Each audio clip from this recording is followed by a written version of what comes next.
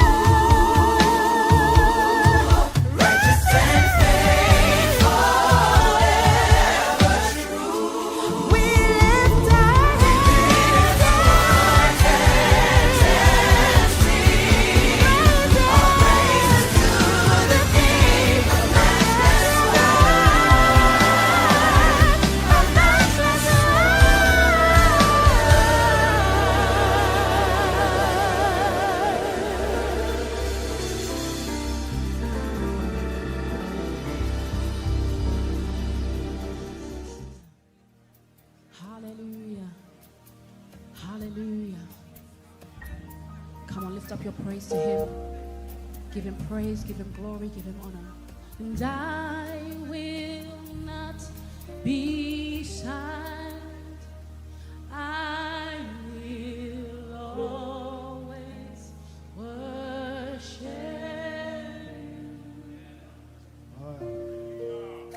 As long as I am breathing, I will always worship. Come on, this is personal to you. Lift it up and say, and I will not be silent. Yeah.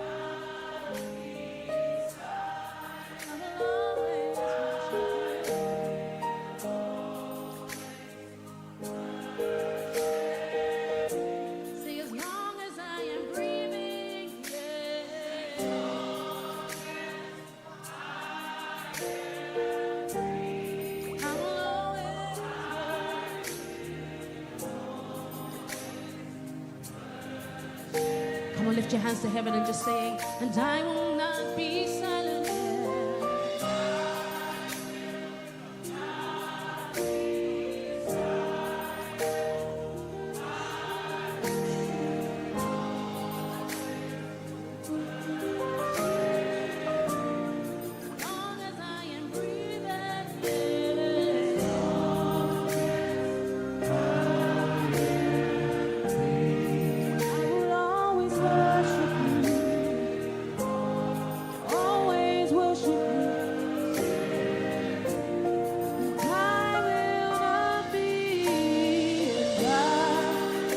Raise your voices.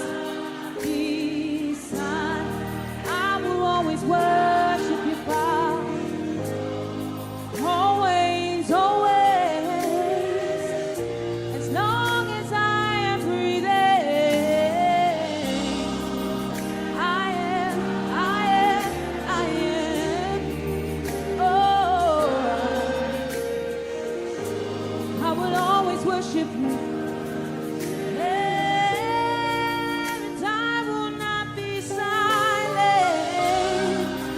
Nothing's gonna stop me from praising you, Father. No matter what it looks like, no matter what it feels like, I will worship you. For as long as I have breath in me,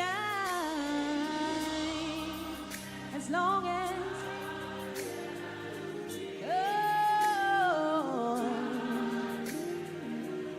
I will always worship you. I will not be silent. No, no, no, no, no, no. I will worship you, Father. Come on, I dare you to open up your mouth and just sing these words. Worship you as long as I am breathing. Long as I am breathing, Father, I will always worship you.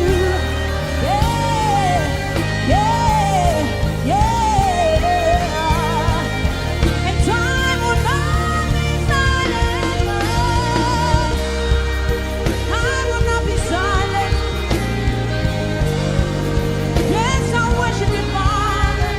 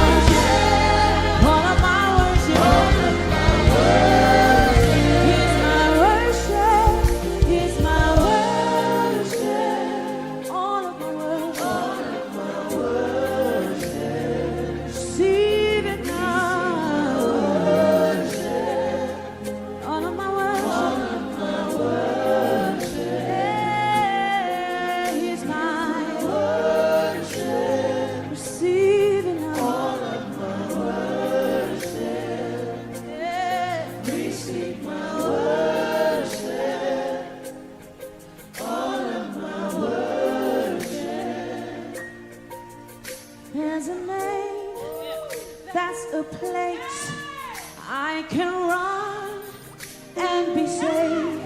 There is a name that can heal, calm my storm, peace be still. I can call on that name and be saved. That things will change. So I stand and proclaim, there's no greater name than Jesus. Oh, Jesus. So I stand and proclaim that there's no greater name, no, than Jesus. Than Jesus. And there is a name, that's a place I can run and be saved. There is a name that can heal, calms all my storms, peace be still. I can call you.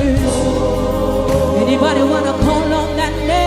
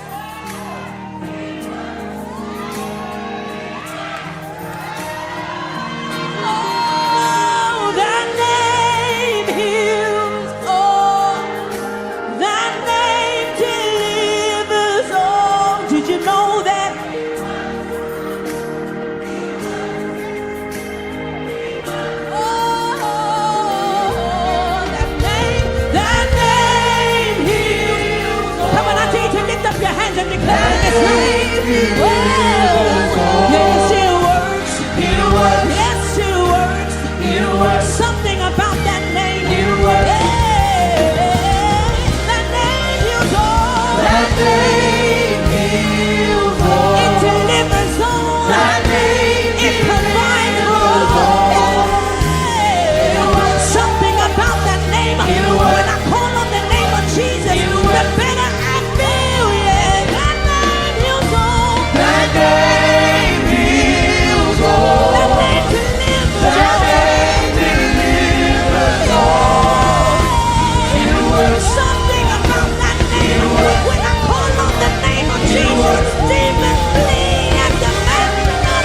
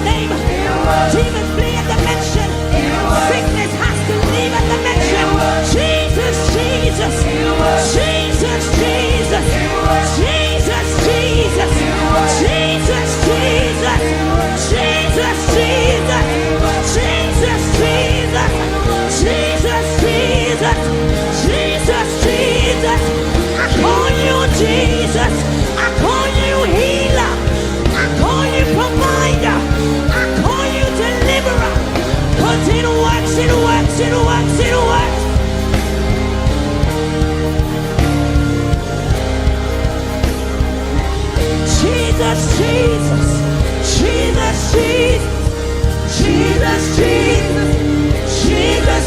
Somebody call his name. Jesus, Jesus. Call his name for breakthrough. Call his name for deliverance. Call his name for healing. Call his name. Call his name.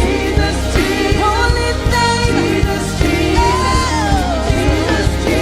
That name heals all. That name delivers all. That name provides for all. That name sustains for all. That name redeems for all. That name provides for all. That name heals.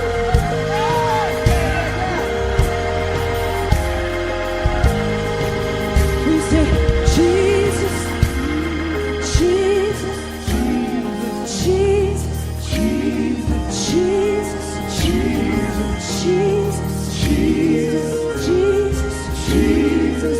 Something about the name Jesus, Jesus, Jesus. We call you Jesus, we call you Jesus, Jesus, Jesus, Jesus, Jesus. Call his name Jesus. Call his name Jesus. Call his name Jesus. Call his name Jesus. Jesus, Jesus, Jesus. Somebody call him. Somebody lift him. Somebody call him. Somebody call him. Somebody call him. Jesus, Jesus, Jesus, Jesus, Jesus, Jesus, Jesus, oh, Jesus, oh, Jesus, Jesus. God able to do just what he said he would do. He's gonna fulfill every promise to you. Oh, don't give up.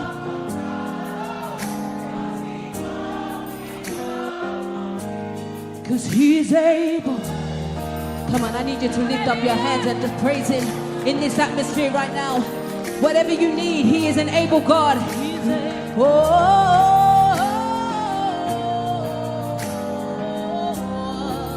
we sing, God is able. God is able. Just what he said he will do. Said he's gonna fulfill, yeah, every promise. Oh, don't you dare give up on him, 'cause he won't. Till he's able. Oh, God is able. Can you lift up your hands and declare?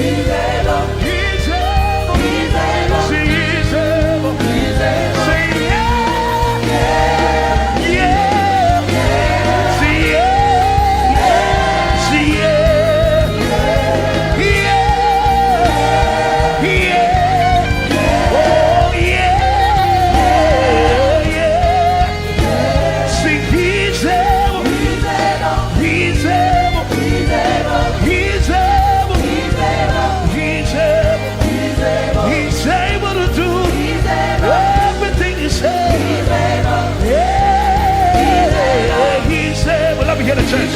Say, he's able. He's able. He's able. He's able. Say, yeah. Yeah. Yeah. Say, yeah. Oh, yeah. Yeah. Information provided by the speakers and or presenter on Facebook and YouTube is for general informational purposes only. All information is provided in good faith. However, Constructive Talk makes no representation or warranty of any kind, express or implied, regarding the accuracy, adequacy, validity, reliability, availability, or completeness of this information.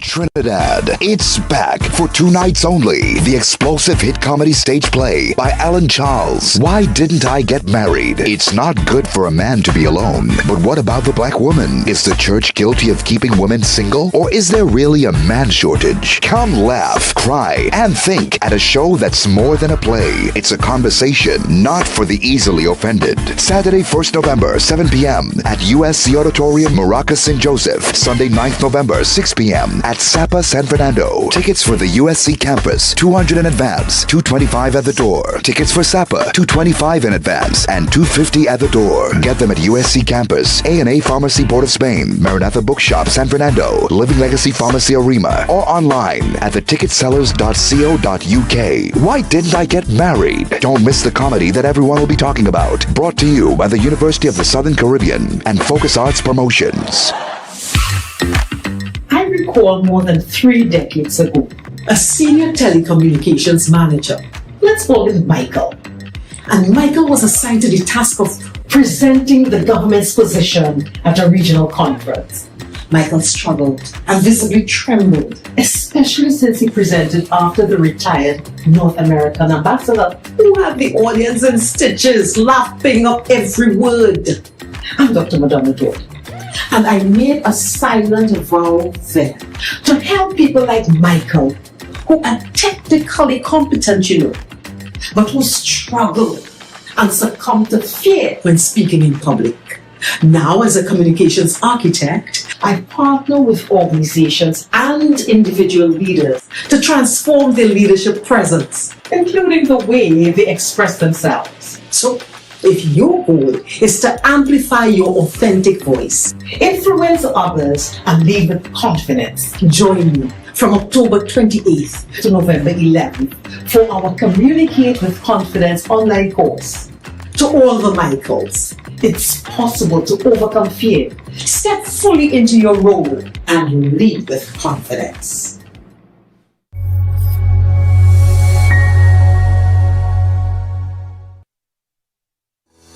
During our 3 weeks course, I gained a lot of knowledge and insight on how to communicate with confidence using the different techniques and skills taught. Another thing that resonated for me is the fact that the same way singers prepare their voice, increase their lung capacity by eating healthy, doing the necessary breathing exercises, is the same way someone who is going to present should also prepare their voice. For persons who are interested in participating in this course, I say go for it, because you too will be able to find your coping skills, or how the runners and they psych up themselves when they're on the start line before they start to be focused to finish that race. You would be able to find your coping mechanism.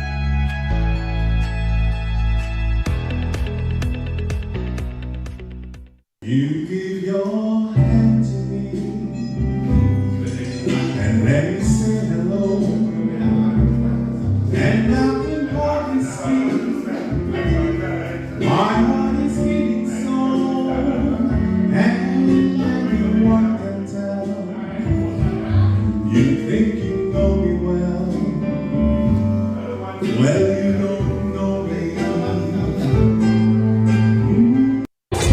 Hey guys, I am Nigel O'Connor, a singer for all seasons. I am that voice that moves you for every occasion.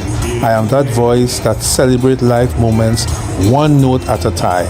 I am Nigel O'Connor. You can contact me at 783-0054 or 754-3154. And oh yes, that's me singing in the background. Nowadays I'm not speaking songs. Brown Eyes Promotion presents We Outside Tobago Carnival 3, October 24th to 27th, an all-inclusive package, inclusive of breakfast, lunch, and accommodations. Smith Drive, Lowlands, Tobago, opposite Gull City Mall. Limited spots. Book yours now. Call 713-4029. Accommodation options: 1 bedroom with a kitchenette, 2 beds, up to 4 people, or 2 bedrooms self-contained, 6 people max, queen size, plus single beds. Check-in time 2:30 p.m. Check out 11 a.m. Limited spots available. Prices with breakfast and lunch: $2,000 per person. Breakfast only $1,700 per person. Half payment due by July 31st. Pay off by September 30th. Non-refundable. Payment plans available. For more info and to book your spots, call 713-4029. We Outside Tobago Carnival 3 from October 24th to 27th. All courtesy Brown Eyes Promotion. We do not own the copyrights for the song playing in the background. The information provided by the speakers and or presenter on Facebook and YouTube is for general informational purposes only. All information is provided in good faith. However, Constructive Talk makes no representation or warranty of any kind, express or implied, regarding the accuracy, adequacy, validity, reliability, availability, or completeness of this information.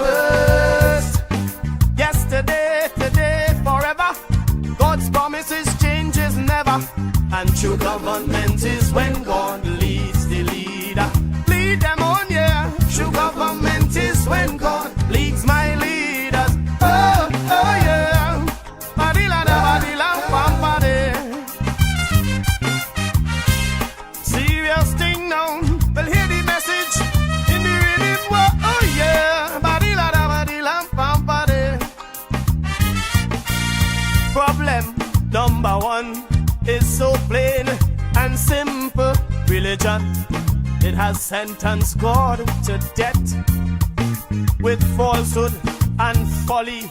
They blindfold simple people for power and the profit that they get. Some would burn you at the stake, rock you and wheel you out for mere denial or even doubt. With violence and bribery they try, is your soul they want to buy. But Jesus said, come freely, all who labor and are weary, come rest in me. Christ say, rest in me. And I say, two shall be in the field, one shall be chosen. Oh yeah, two shall be at the wheel, only one will fly. Man, every stone shall be upturned and false government shaken, while God's truth and his people are lifted high, so high. The Father never needed religion or systems of earth. His truth stands on its own and proves its worth. Yesterday, today, forever. God's statutes changes never. No man true government is when God leads my leaders. Oh, oh yeah. True government is when God instructing the leader. He listening to the Father. Oh, oh, oh. Will hear me lament for true government, from the president to the parliament, transforming the government. Affecting the vagrant on the pavement. We want a leader that is heaven sent. Oh, oh, oh, oh. Mathematicians, physicians, politicians, atheists, etc. deny God or decide to just patronize. Hey, they tolerate Christianity as just a social matter, to bury, for marriage, and to baptize. Hey man, check the first two presidents of the United States of America. They were Orthodox, practicing Christians, because the mysteries of God's plan are nonsense to carnal man. The master say walk by faith, never to extrapolate, cause he's too great. I know he's too great. And I say two shall be in the field, one shall be chosen. Yeah, yeah. Two shall be at the wheel, only one will fly. Man, every stone shall be upturned and false government shaken to the root, while God's truth and his people are lifted high, so high. The Father never needed religion or systems of earth. No, his word stands on its own and proves its worth. Yesterday, today, forever. God's statutes changes never. Oh man, true government is when God leading the leader, instructing the leader. We want a government that's tried and true to represent me and you from the Christian crew. Without a word from God, what we gonna do? We want a man from the chosen few. Oh, oh, oh, oh, oh. Somebody love somebody. That is when God leads the leader. It was always true messengers of God's salvation who ruled over the earth's political fate. Oh yeah, but now thanks to the emergence of secular humanism, they separating the church from the state. Ask King David, Joshua, Samuel, Solomon, all these great folks. The new government without God is guesswork. Without prophetic words to guide, the leader bound to slip and slide. So you know when all is said and done, they got to know the Holy One to lead my generation, my congregation. Two shall walk in the field, one shall be chosen. Yeah, two shall be at the wheel, only one will fly. Man, every stone shall be upturned and false doctrine shaken, while God's truth and his people are lifted high, so high. The Father never needed religion or systems of earth. No, no, no, his word stands on its own and proves its worth. Yesterday,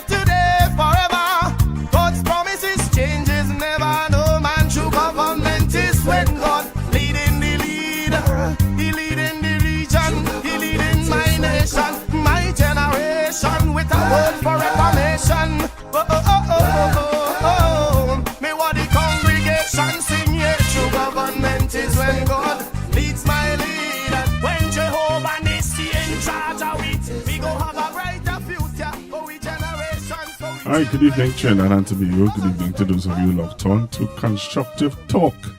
It is Monday. Yep, it's Monday, and I am on with you until 11 o'clock. Today's the what? I remember today's date. But it is Monday. I know that for sure. But I'm here with you this evening, and I'm thankful and grateful to God for giving me the breath of life to be with you on Constructive Talk. Thank you very much for those of you who are joining me. I appreciate a whole lot when you come on and when you tell me where you're joining me from. See, when you tell me where you're looking at me from, it's really happy, because it tells me that, I'm connecting with you some part of the world, and you are on with me because you believe that there is something that you need to hear. All right? So again, let me say thank you all very, very much for joining me. So, there's so much to talk about. Always so much to talk about. Always a lot of things to talk about. But I will try my best in the time that I have to share with you some of the things that I have to talk about this evening. The first thing that really jumped out at me in the news this evening is the extension. The government is seeking an extension of the SOE. If you didn't know what I'm telling you now, the government of Trinidad and Tobago United National Congress, Prime Minister Kamala Persad-Bissessar, is seeking an extension to the SOE. So, that means on Friday when they go back to the Parliament, they are seeking an extension of the SOE. So let me play it for you so that you will hear it for yourself and not think that I'm here talking propaganda or make up a story. It's not a story I'm trying to make up, but it's something that came out in the news this evening. Prime Minister Kamala Persad-Bissessar has announced that her government will go to Parliament on Friday to extend the state of emergency, declared on July 18th. Prime Minister Kamala Persad-Bissessar has announced that her government will go to Parliament on Friday to extend the state of emergency. Declared on July 18th, the SOE is due to expire tomorrow. Persad-Bissessar said the SOE's extension would be placed on the order paper for a sitting of the lower house.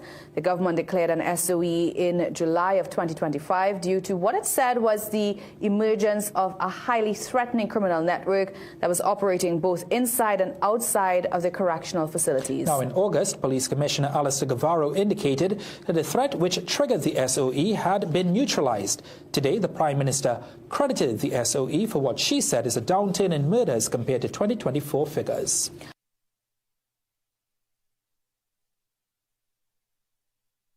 Prime Minister Kamala Persad-Bissessar has announced that her government will go to Parliament on Friday to extend the state of emergency.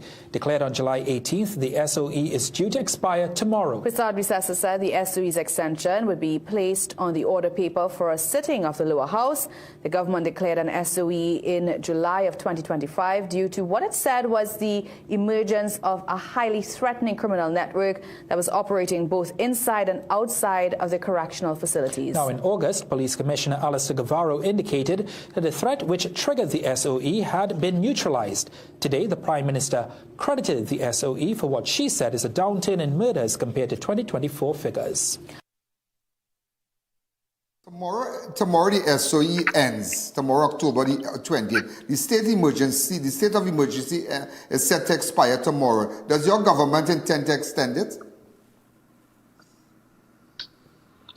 One moment, please. The answer to that is yes, Ian. The Commissioner of Police has given to our Attorney General and other members of the National Security Council the recommendation that the SOE be extended. That has now been, the motion to do so has now been placed on the order paper by the Parliament for debate on Friday of this week at 1:30 p.m. So it will be extended? We will go to the Parliament with a motion to approve to approve on Friday, but you have to go to Parliament. But before we go, are you satisfied with the results that you have gotten so far? I think so. I mean, I've seen your number up there on your screen. Murder Toll 2025, which should be some during their time, some our time. They also had SOE. We have the SOE. I've seen 307 murders. And if you remember, at the same time, last year, under the PNM, it would have been far more than that. 537 last year. Last year, this same day, it was 537. Yes, 557. So that is a tremendous reduction in the murder rate. And you know, there's something else here, and before we go off on this, the PNM seems to be forever out there fighting up and fighting down everything. For example, when they are commenting about what we are doing in the fight against crime, supporting the U.S. intervention in the Southcom, it appears like they want to support the traffickers, the drug traffickers and the human traffickers. Then they seem to want to support the home invaders because they're fighting down the stand your ground bill. Incarcerated gang leaders, the deputy leader of the PNM is fighting to get an incarcerated gang leader out of jail. And then they call upon Minister Alexander to disclose undercover vehicles, suppliers, and so on, which will then expose but you can't do that. You can't do and that. Also, the drones, they're talking about, they want to know about the drones and the surveillance. We can't do that. Those are national security issues. Again, they seem to be on the side of the criminals. That's what the PNM's running narrative is about. We cannot stand for that. We stand firm. We stand our ground. We'll do the best we can to ensure greater safety and security for the people of TNT. Well, Madam Prime Minister, I must say it was so nice speaking with you. And I'm sure everything that I asked you here, the nation, I'm sure the viewers are happy all over, or the Caribbean, everybody's happy, and those who are watching in Trinidad and Tobago, outside of Trinidad and Tobago, they are happy, and now they are aware of what exactly is going on, you know, and your plans and so. So I want to tell you thanks. I really want to tell you thanks, and I wish you all the best. And I want to tell you this: you're doing well. You're doing well. You're doing well. Thank you. But before you go, Ian, you and all right-thinking citizens of Trinidad and Tobago know we put TNT first. TNT first. That is our aim and that is our goal. And thank you very much for this opportunity. Thank you, Madam Prime Minister. Have a wonderful evening. Thank you again.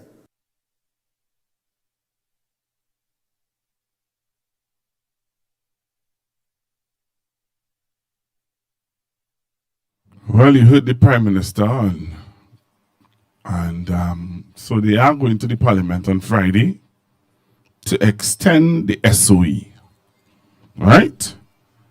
They are going to the Parliament on Friday to extend the SOE. So if you didn't know, now you know. So all of us who was planning, and we planning, and we planning, and we planning, and we planning, and we planning.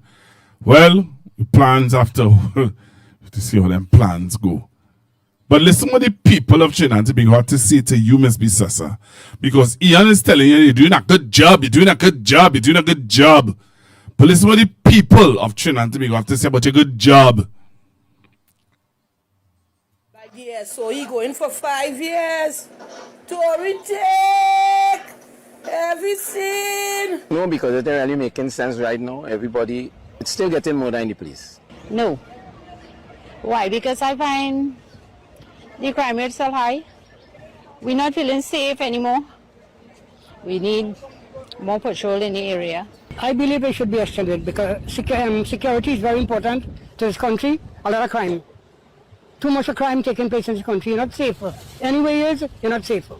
And I believe it should be extended and more officers around to protect the people. Well, personally, I don't think we have a state of emergency going on because there's a lot of crime in the country happening. And for me, there's no detection of crime because people getting robbed all over the place. And the cameras that's supposed to be working to detect cars from point A to point B, I don't know if they're using it or if they're not using it. So a state of emergency to me is how no make sense.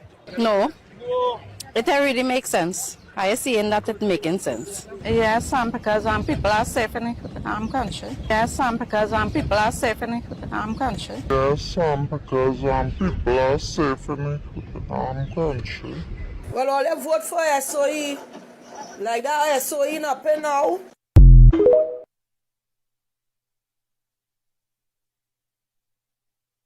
Like the SOE going for 5 years. Tory take everything. No, because it ain't really making sense right now. Everybody, it's still getting more than the police. No. Why? Because I find the crime rate so high. We're not feeling safe anymore. We need more patrol in the area. I believe it should be extended because security is very important to this country. A lot of crime. Too much of crime taking place in this country. You're not safer. Anyway, you're not safer. And I believe it should be extended and more officers around to protect the people. Well, personally, I don't think we have a state of emergency going on because there's a lot of crime in the country happening. And for me, there's no detection of crime because people getting robbed all over the place. And the cameras that's supposed to be working to detect cars from point A to point B, I don't know if they're using it or if they're not using it. So a state of emergency to me is how no make sense. No, it really makes sense. Are you seeing that it's making sense? Yes, because people are safe in the country. Yes, because people are safe in the country. Yes, because people are safe in the country. Well, all you vote for SOE. Like that SOE not pay now. So you just heard. You just heard how people felt about the SOE. Right? You heard it on Constructive Talk. How people are feeling about the SOE. Alright? Well, yeah. I don't know anybody. I don't know. Just had to relax myself, yes? Honestly, I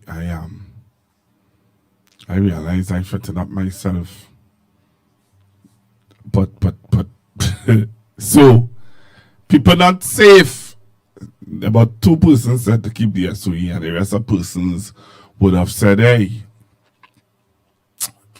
SOE making sense. Alright, so while Ian is saying to her, you know what I mean? You're doing a good job, Madam Prime Minister. You're doing a good job. You know? That's what Ian is saying to her. You're doing a good job, Madam Prime Minister. You're doing a good job. Hello, good evening, caller. Pastor, good evening to you, sir. Good evening. I didn't open up the phone lines yet, but go ahead. Well, thank you very much for accepting my call here. It will be interesting to find out what is the reasoning for extending the SOE because up to the news last night, the commissioner of police was, last night or night before, he was boasting that serious crimes was down by 300%. Right? And up to now, we will also want to see if it is that the official reason, the initial reason given, which is threats on senior politicians and other senior officials, if that will be given, because since then, these said officials have been partying and going about their merry way without any care. So it will be interesting to find out the reasoning for extending the SOE. Have a good evening. All right. Thank you very much, sir. Without any care. So it will be interesting. Suffice it to say that we stand in one of the most momentous periods of human history. And in these days of emotional tension, when the problems of the world are gigantic in extent and chaotic in detail, all men of goodwill must make the right decisions. And on Tuesday, 1 week from today, the people of this nation must decide whether they want America to remain true to the great words of the Founding Fathers. We hold these truths to be self-evident that all men are created equal that they are endowed by their Creator with certain inalienable rights, that among these are life, liberty, and the pursuit of happiness. We must decide whether those words will be firmly etched into the structure of our nation, or whether we will allow our nation to be relegated to a second-rate power in the world with no moral voice. We must decide next Tuesday whether America will take the high road of justice and peace and compassion for the poor and underprivileged, or whether this nation will tread the low road of man's inhumanity to man, of injustice, of short-sightedness. And each of us has a moral responsibility, if we are of voting age and if we are registered, to participate in that decision.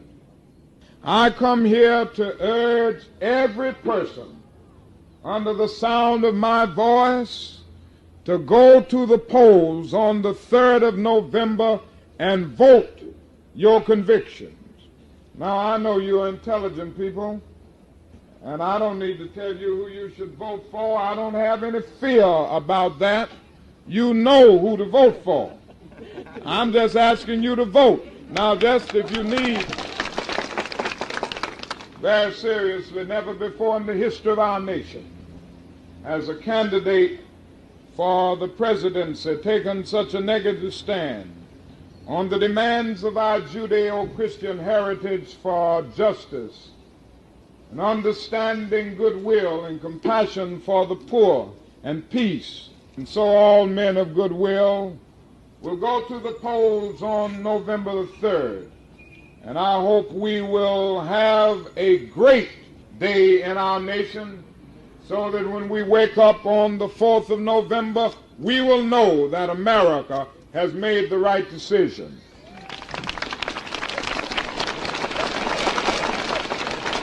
If ever we needed a reminder of how unstable and how dangerous this world that we live in is, and how vulnerable our Caribbean region is, it is now with us, facing a multiplicity of threats. We don't need to look any further than the menacing vessels, military vessels from the United States across the Caribbean Sea, including what is reputed to be the world's largest warship. These are not times of pirates anymore. This is 2025, and we have cause to be duly concerned. Because even as that is happening, one of the most dangerous hurricanes for the 2025 Atlantic season is bearing down on our brothers and sisters in the Northern Caribbean. Melissa. We are facing, my friends, an extremely dangerous and untenable situation in Southern Caribbean. And as a people with a tragic history of being subjected to centuries of big power, orchestrated genocide, terrorism, and warfare, and as a small state, we have invested tremendous time and energy and effort in establishing and maintaining our region as a zone of peace. Peace is critical to all that we do in this region. And now that peace is being threatened, we have to speak up. I believe that the time has come for us, therefore, to be able to ensure that we do not accept that any entity has the right to engage in extrajudicial killings of persons that they suspect of being involved in criminal activities. As I said, we stand for the rule of law. And we believe that if there is other intelligence available that would cause you to take action that is an immediate threat to you as a nation, then you have a duty to share it with us. But on the face of it, conflating law enforcement with military action is a dangerous step, as Kerry Simmons advocated a few weeks ago. We equally do not accept that any nation in our region or the greater Caribbean should be the subject of an imposition upon them of any unilateral expression of force and violence by any third party or nation. If there are conflicts and disputes that are in need of resolution, then the place that they need to be taken for such resolution is the United Nations organization. And the methodology that must be deployed for the resolution is one of negotiation and peaceful actions taken in order to ensure that we can settle disputes.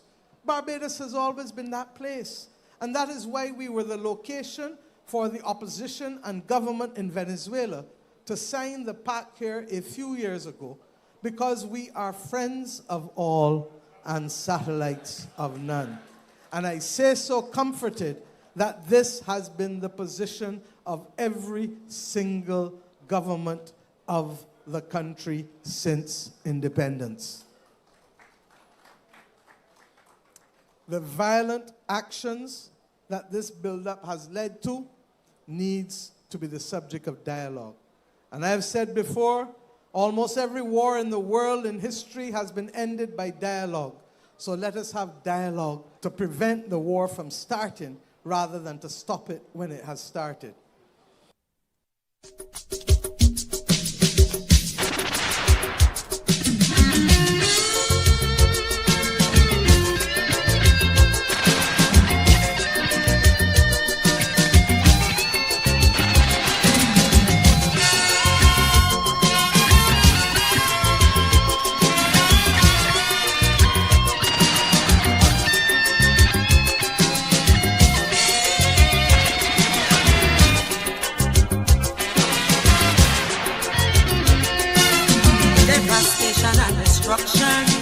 From ever since time began, has been inflicted time and again by man against fellow man.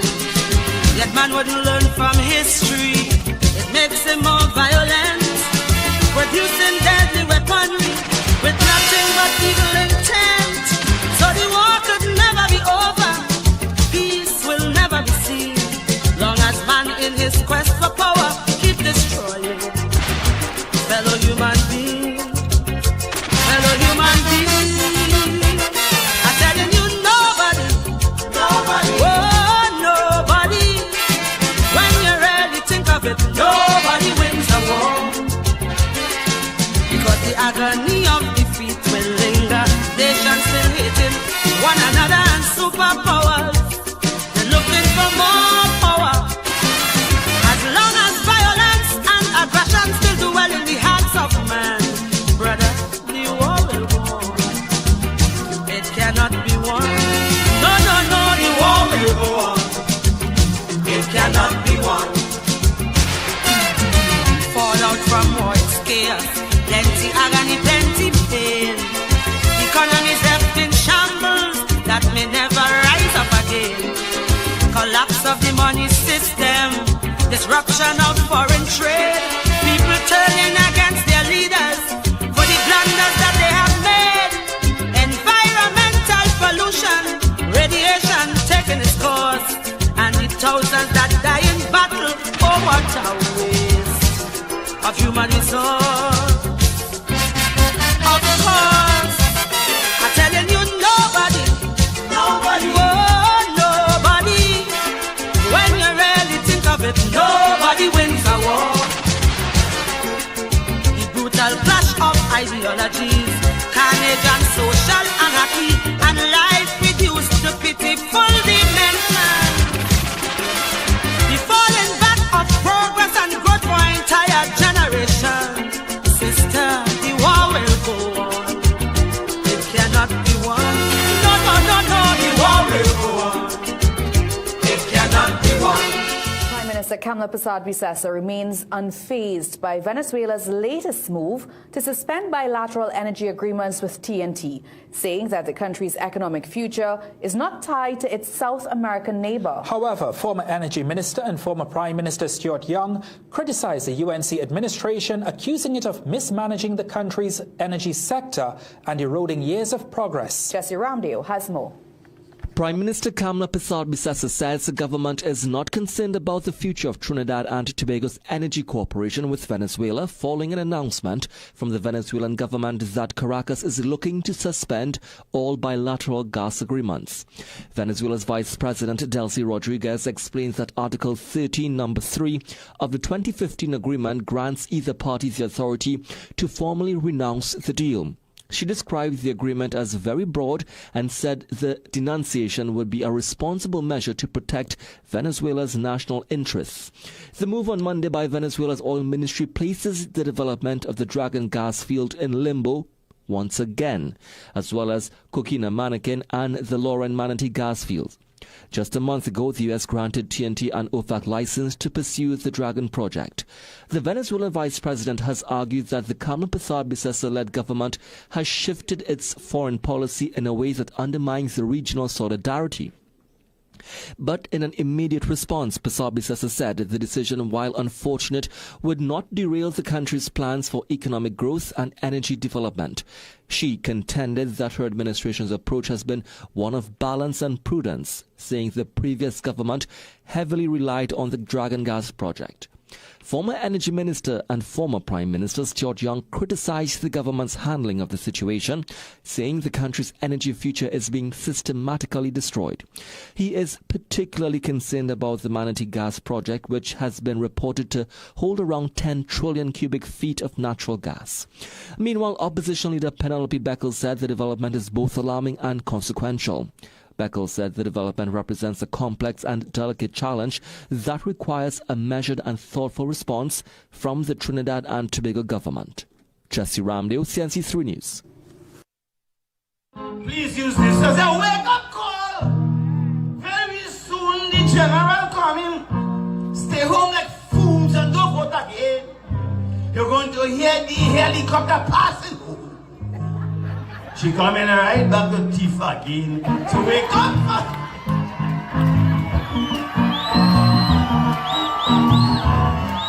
Bro! Yeah!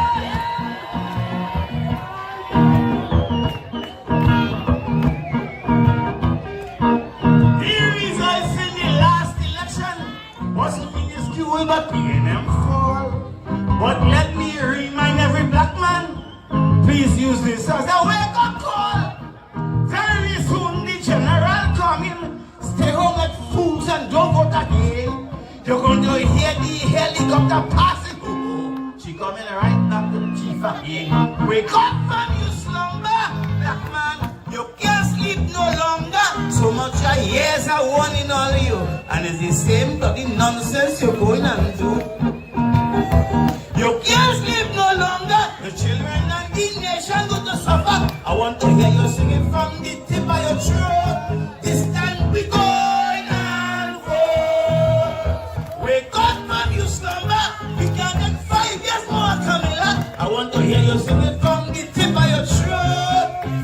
We going and vote.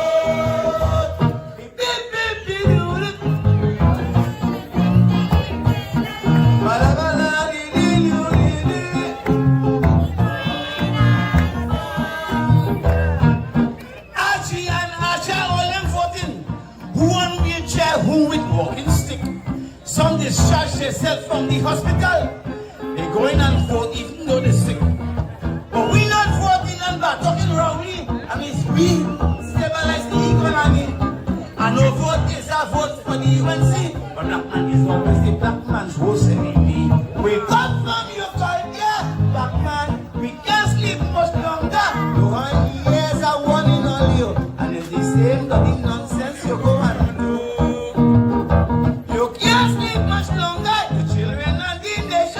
I want to hear you singing from the tip of your throat. This time we going and vote. Wake up from your slumber. We can make 5 years more coming up. I want to hear you singing from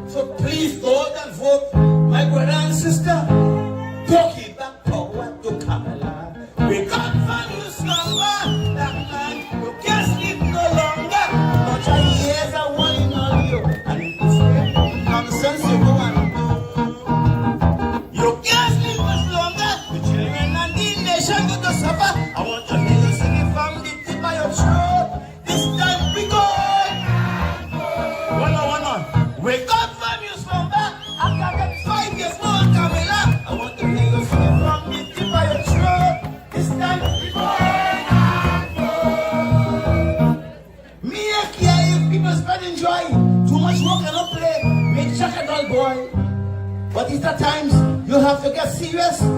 Think about your giant age son run.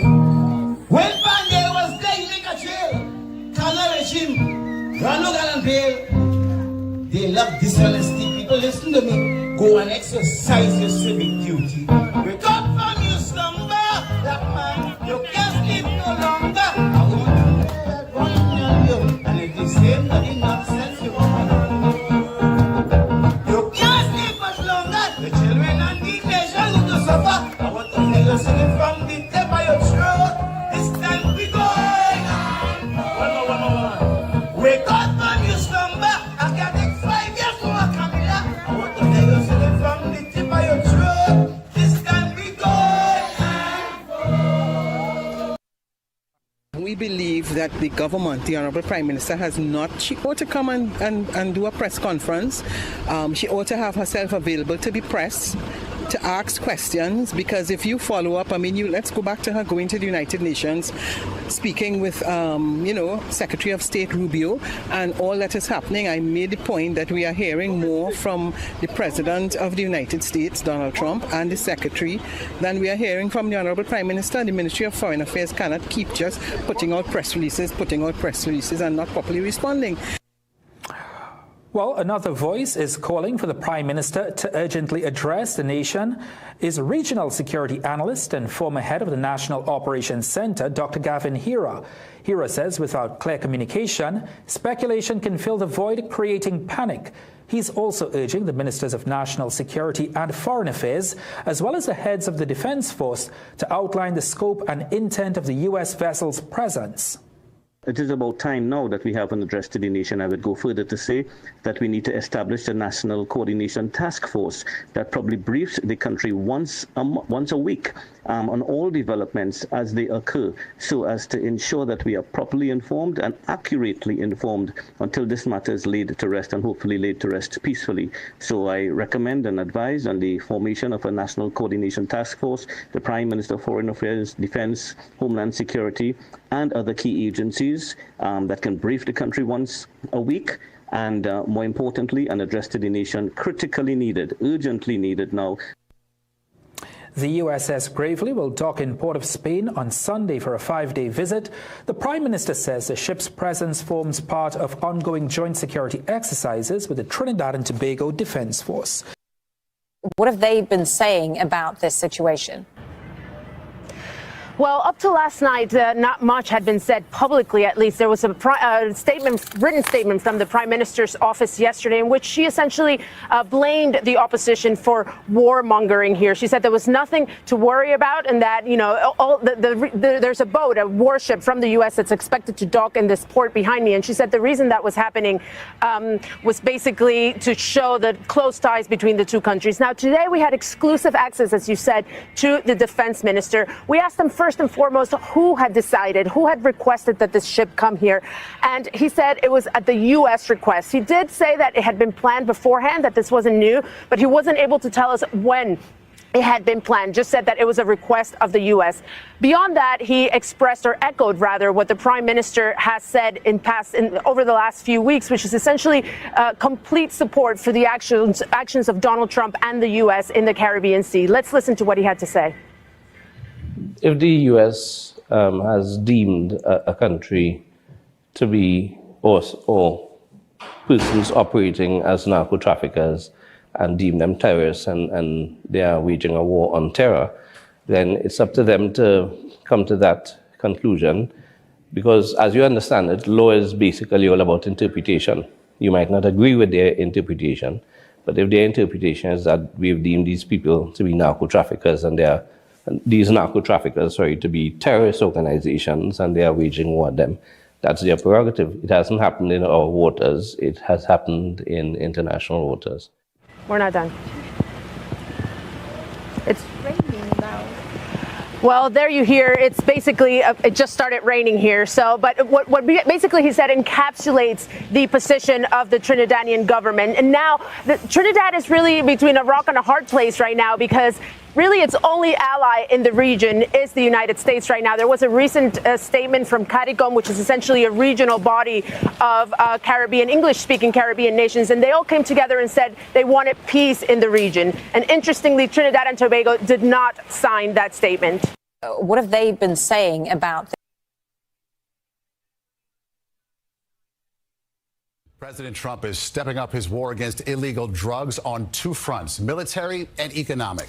On the military, Defense Secretary Pete Hegseth today ordered an aircraft carrier, the biggest one in the world, to waters off Venezuela, whose dictator is under indictment in the United States on drug trafficking charges. And the U.S. Treasury imposed economic sanctions on the president of Colombia, who Mr. Trump calls an illegal drug leader. Charlie D'Agata in Washington has more about the U.S. military buildup off of South America. Charlie? Yeah, this is a major escalation which will dramatically surge the amount of ships, aircraft, and troops to the region, and there is no greater projection of U.S. military power than a carrier strike group. The deployment of the Ford aircraft carrier and its escorting warships to the Caribbean is the strongest signal yet the U.S. is preparing to widen its airstrike campaign in the region. With 10 strikes on suspected drug boats already, including one overnight that allegedly killed 6 narco-terrorists, the Trump administration has warned Venezuela and its cartels that striking land is next. We will treat you like we have treated al-Qaeda. We will find you. We will map your networks, we will hunt you down, and we will kill you. The Navy's largest ship, the Ford is stocked with F-18 fighter jets, surveillance aircraft, helicopters, and 4,500 sailors. Already in the region are 8 other warships and 10,000 troops. Corey Shockey served on the National Security Council under George W. Bush. Are they preparing for war? The president was willing to strike the Iranian nuclear infrastructure. The president's been willing to make these strikes in both the Pacific and the Caribbean. So I don't think we should rule it out. President Trump has made it clear he wants Venezuelan President Nicolas Maduro removed from power with a $50 million reward for information leading to his arrest. Maduro has been holding his own drills with live fire exercises and recently warned his military has 5,000 Russian-made anti-aircraft missiles ready to fire. Not war, not. But overnight, he appealed for a peaceful resolution. Just peace, forever, forever, forever, peace forever. President Trump this week said Maduro has offered concessions. He has offered everything. He's offered everything. You're right. You know why? Because he doesn't want to around with the United States. Well, this week, the Trump administration started striking alleged drug boats off the coast of Colombia, too. Now, those new sanctions announced against its president, Gustavo Petro, and members of his family were imposed, the administration says, because he has allowed drug cartels to flourish and refused to stop it. Okay, Charlie D'Agata, thank you. Bad. This is a very bad actor sitting on top of the world's largest known reserves of oil, plus the critical minerals that will fuel the 21st century economy, and he's in bed with our strategic competitors. And how has he been able to cling to power for as long as he has? I mean, let's be very clear. This is a criminal organization masquerading as a government. This is an individual who is under indictment for narcotics trafficking, commits human rights violations, someone who has used the apparatus of the state to throw people in jail, to torture them, to kill them. This is a very bad actor. With the U.S. increasing its military presence in the Caribbean, Chief Secretary Farley Augustine is making it clear Tobago does not support war in any form. At an event at UE earlier today, he again voiced concern that Tobago has no input in TNT's foreign policy positions. However, he maintains that war is not an option. Certainly, I will not be supporting war anywhere in the world. I don't think that we need to go to war to resolve conflicts necessarily. So that won't get my support from a moral perspective. But from a purely legal perspective, unfortunately, the THA doesn't even get the benefit of consultation. Well, he's petitioning for legislative changes to give Tobago a voice in shaping foreign policy. Meanwhile, Augustine says he has reminded fishermen to remain law-abiding and to avoid international waters, urging them to focus on local fishing grounds instead. He also recalled previously warning of the island's limited Coast Guard assets, an issue he says remains separate but one that continues to be his main priority.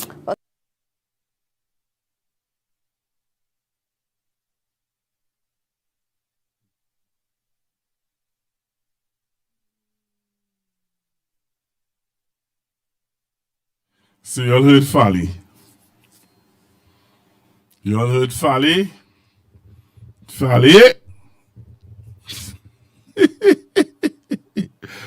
Oh gosh! All heard Folly. All heard Folly. I hope all heard Folly, you know. Oh gosh, hey, this place sweet too bad, yes, boy. This place sweet too bad it's sweet. It's sweet too bad.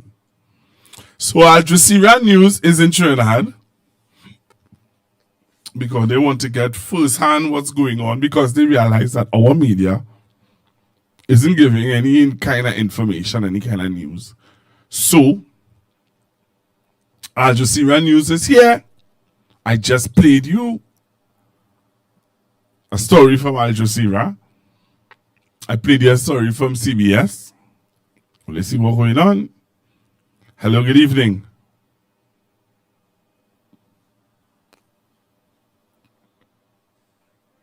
Hello. All right, just now call her. Let me see what's going on with your line here now. Let's see what's going on with your line here now. Hello, good evening. Hello, good evening. Oh, gosh. You're loud, boy. Good afternoon. Good evening. Yeah, good afternoon, Pastor. I don't know if this one, I don't know if my parents do. I have in mind the country, this one who happened around this country. I don't know if she bipolar. Because 1 minute, last about a couple of weeks ago, 2 weeks ago, you come, we went off a piece of paper, you get out of license. Now you're saying you're independent on Venezuelan gas. I mean, what is your scene? What is your actual? You pick up and that's do things by VAPSA. I try to understand. Believe me, I try to understand this one policy because it appears to me she didn't entertain my VAPS. And just imagine afterwards CNN and Al Jazeera to crowd what actually going on in my country. Because apparently the local media don't have, they lost the belly. Whatever belly they had, they lost it. And before I go past that, yeah, well, I know that SU would have extended. I ain't shocking me with that. Why? You know, wait. How do you mean you know that it would have extended and you're not shocked? You're not shocked that these people extended the SOE? No, I know that it does. Why? Why they did it? Pastor. Why they extended? I want you to tell me why they extended the SOE. To curve demonstration. To campaign. And not only that, to campaign in 2030, they want to use that as a campaign strategy that when they came in, they stop crime. That's what they want to do. I know. That is the whole plan. The whole plan is when they start a campaign for local government election, they want to be able to tell the people, hey, watch, we lower crime, you know. At what cost? To who? To you. Because we telling me, you telling me, in order for you to lower crime, you have to violate. You have to call a SOE. Yes. You have to violate. Yes. The rights of the whole nation. And Trinidadians are accepting it. Mm-hmm. Trinidadians are accepting it. I don't want to believe that all what. Anyway, let me hush my mouth. No. You know why I have to say to them because them is the same people who say after all is a dictator. Yes. So who is a dictator now? Who dictator in the country now? No. Who's the dictator now? Because last time I checked, we are no longer a democracy now. We more or less communist now. Because if my rights citizen has been violated by the government, then we are no longer a democracy. We happen to be a communist. And you know what is the difference? What is it? This is for them. It's a different silence. It's a different silence because let me before I go past a plant in South China closing the same worker zone. We are still Louisiana. Huh? Pastor? I just like how quiet. They quiet. You cannot picture Dr. Wally is the and that plant close. You cannot picture that happened. We have 2 ministers of energy. Our plant closed down in South Trinidad. Send workers over the 100. We hear none of them now. You will hear them, man.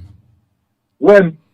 Do you hear them? You hear them? They say that how is Church Young fault. Why it closed down? Yeah. So that song getting old. In case you didn't see, to the UNC hierarchy and the UNC second fan. That song getting old. I don't know if I understand. That song getting old. You can't say pay them fault all the time. That song getting old.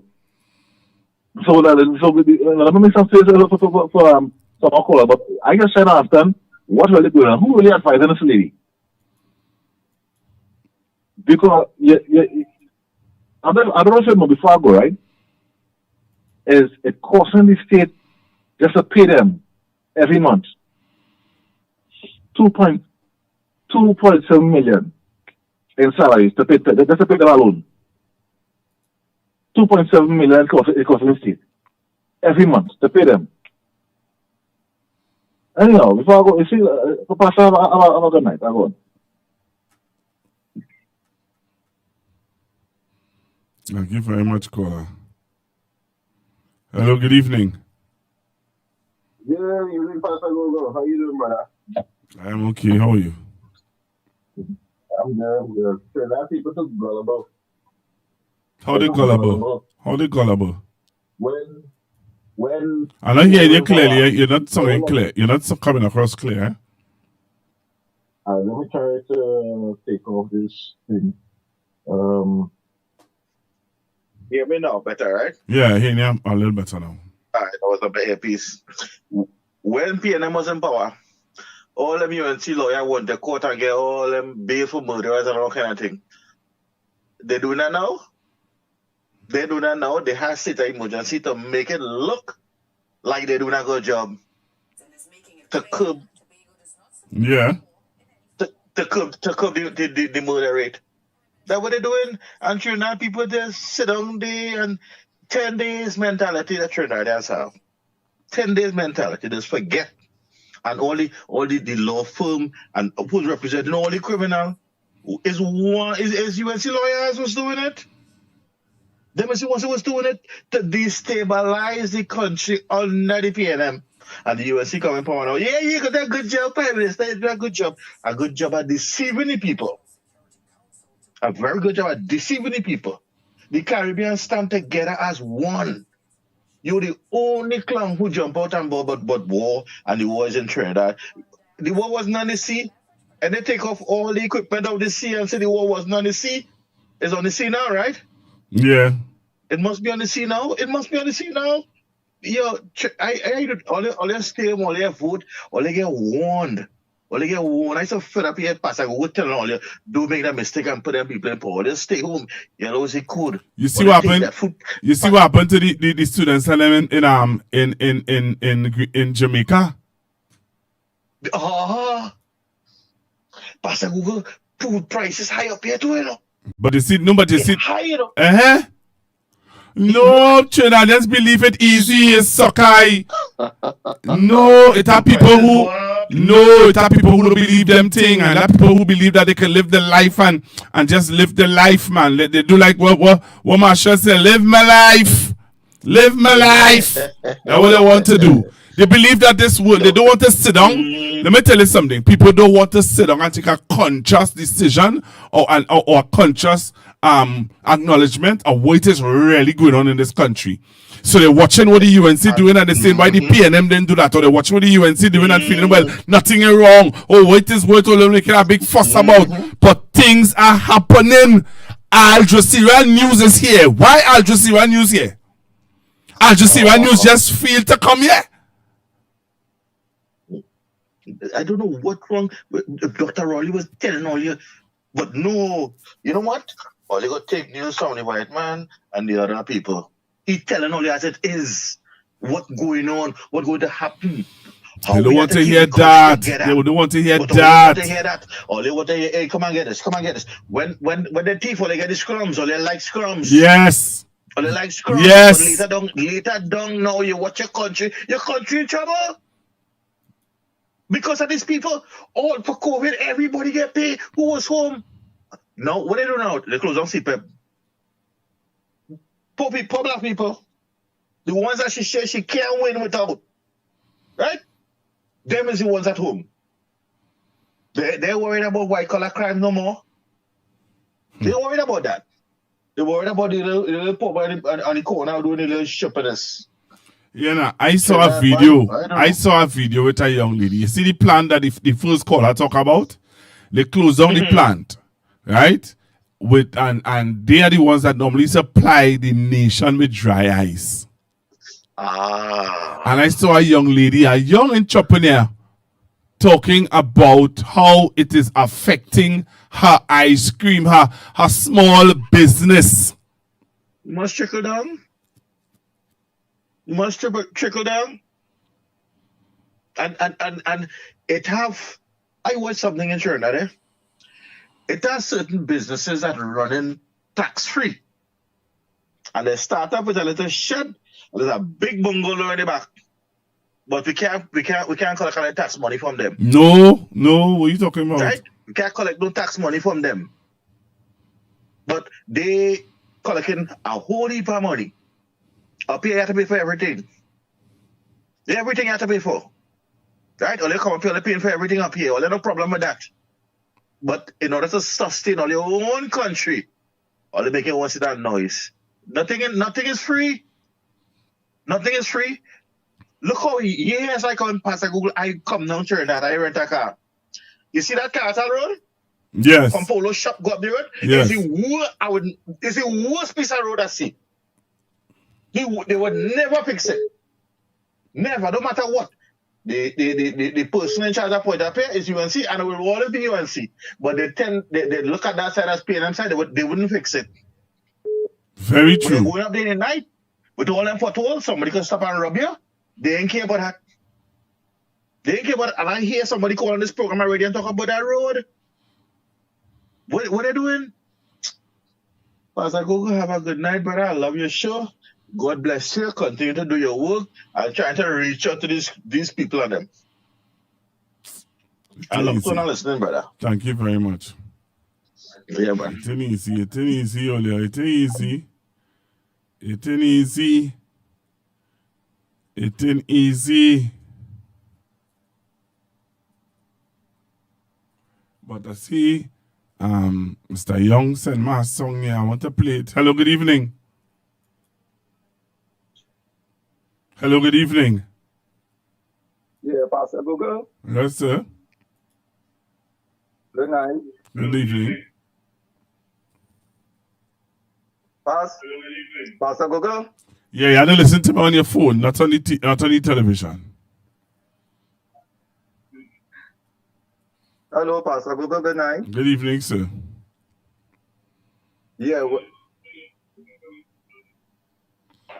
Well, outside and nothing.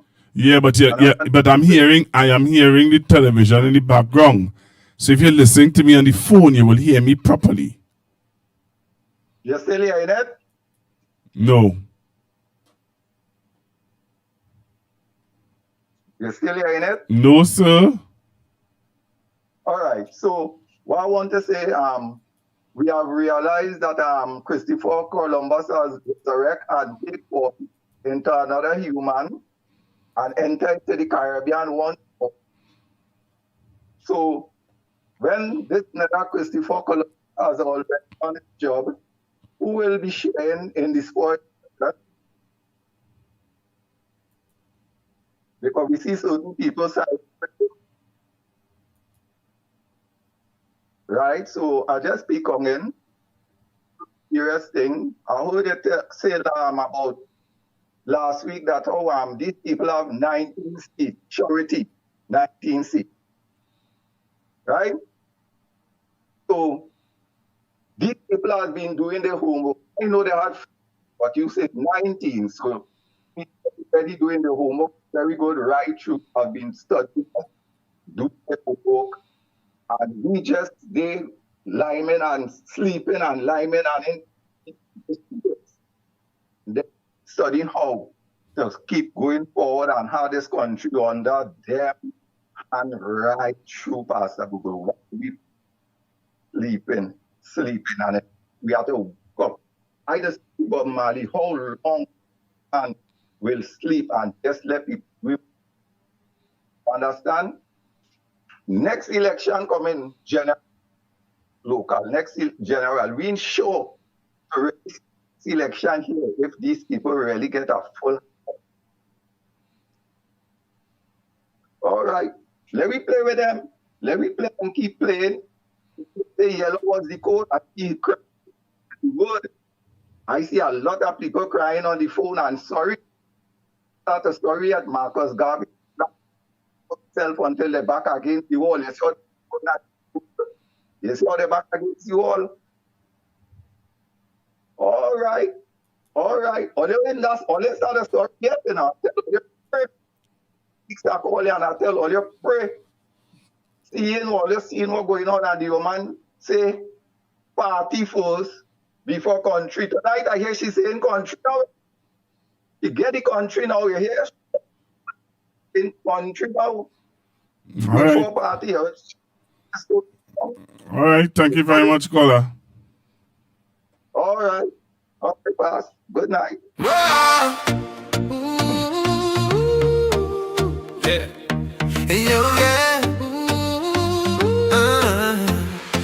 Oh Lord, Ramdin, mash up the place, oh gosh. Talk big talk, now the country in chaos. Say Nutri, you know, with millions of grace, but no dry eyes gone, and we can't find a case. Ramdin, mash up the place, oh gosh. Talk big talk, now the country in chaos. Say Nutri, you know, with millions of grace, but no dry eyes gone, and we can't find a case. Ramdin, mash up the place, oh gosh. Talk big talk, now the country in chaos. Say Nutri, you know, with millions of grace, but no dry eyes gone, and we can't find a case. He say Nutri, you know, 28 mil less. Now we can't backtrack, he make real mess. If he withdraw, people go vex. Ask Ramdin boy, what you doing next? So we holding on like he brave, while the porridge on start to cave. Ice cream shops are closing down, no bubbles left in the soda town. Now Ramdin mash up the place, oh gosh. Talk big talk, now the country in chaos. Say Nutri, you know, with millions of grace, but now dry ice gone, and we can't find a case. Ramdin mash up the place, oh gosh. Talk big talk, now the country in chaos. Say Nutri, you know, with millions of grace, but now dry ice gone, and we can't find a case. Factories begging, we need cocoa. Soft drink flat and the sky blue too. Ice cream crying, melting slow. Ramdin smiling like he don't know. Politicians ducking low. Energy sector moving slow. All because one man decide he go play hero, but pride collide. Now watch we fade, it's pure disgrace. Trinidad done, lose the race. Nutrient gone, the plan's gone still. All for a man who love a bill. Hey, Ramdin mash up the plan. Point Lisa balling, oh man. Next time you hear a big invoice case, remember who mash up the place. I lead Ramdin, mash up the place, oh gosh. Talk big talk, now the country in chaos. Say Nutri, you know, in millions of grace, but now dry ice gone, and we can't find a case. Ramdin, mash up the place, oh gosh. Talk big talk, now the country in chaos. Say Nutri, you know, in millions of grace, but now dry ice gone, and we can't find a case. From Cuba straight down to South, people talking word of mouth. Trini laughing but still in pain because Ramdeen mash up the place again. Right. So they hear this song. That's a real song, you know. That's a real issue, you know. For those of you who don't know, that's a real issue. So trying to locate the video with the young lady and the dry ice issue. She has an issue because the dry ice is what preserves her ice cream. And she's saying that there is no dry ice. You understand? Hello, good evening. The young lady has a problem. Customer said she was why put salt on the ice. She had to explain to them the difference in the temperature. And she had to close down delivery until. And this little girl look like me and you, know, Pastor Google. This young lady look like you and I was shocked. But you know, even the soft drink manufacturers have the same problem because there is no fill. So it is, the song is not just a true song because we hear it. What this song is about is what actually happening on our little island. And they were so cunning, they sneak in Ramdeen. But Ramdeen have a matter to answer with the man that is now the state's attorney. And we have to be foolish, Pastor Google. As Trinidad and Tobago, these people hire a man who have a matter before the court for the fraud in the state. So I, who have him before the court, taking my taxpayers' money now to pay he to fight against me. That makes sense, Pastor Google. How does these people see us as citizens of Trinidad and Tobago to pull that one off? And not a member of the law association, nobody ain't say a word. And you know what they tell me? Innocent until proven guilty. But Dr. Rowley was a rapist. Dr. Rowley should go. Fitzgerald should go. I have a man go before the parliament, Pastor Google. Baby Hulk, reading a document. Wayne Sturd sit down on the side of him, come up with a story and hitting he to tell him a former Minister of Finance. So which part your information come from? The question was asked to them. He pointed to Wayne Sturd. Where your information from? He can't answer. And he started to argue. Where your information from? He raised up a little few sheet of white paper. The opposition had to raise up and say, well, they were going, there's the book here. This is what we're dealing with. What you have, they have nothing to do with what we're dealing with. And next man come in the parliament and tell me that is a misprint. We ain't billing 20,000, 600. Wait, nah, but David, call it just go off, man. We're dealing with certain things. I'm coming to play that clip and I now get the callers and them involved in that. All right, Pastor Google, I am sorry, sir. I apologize. Oh, boy, I thought you were talking about the thing that we just talked about and the plant that closed down. Well, because 600 workers, Pastor Google, that song that you played outline the mess in 6 months, the mess that these people has brought us into, you know, and almost into a war where Al Jose had to come. Don't worry, Kamala go protect we. I say, well, she was turning herself into a doom and come over. Where international news coming here and then still telling me, don't worry. The whole world looking at us. But we who sit down here mustn't worry. Come now, man. We have to be, you see the song you play with Coco? You know why they don't want, why it is they call it for an extension of the SOE? It's because when you look at what happened in the news that you played, if the opposition use the movements that they have now and put the group of people on the street to protest now, the government will collapse in the morning. They may want that to happen, Pastor Google. Enjoy your night. All right. Hello, good evening. Hello, good evening.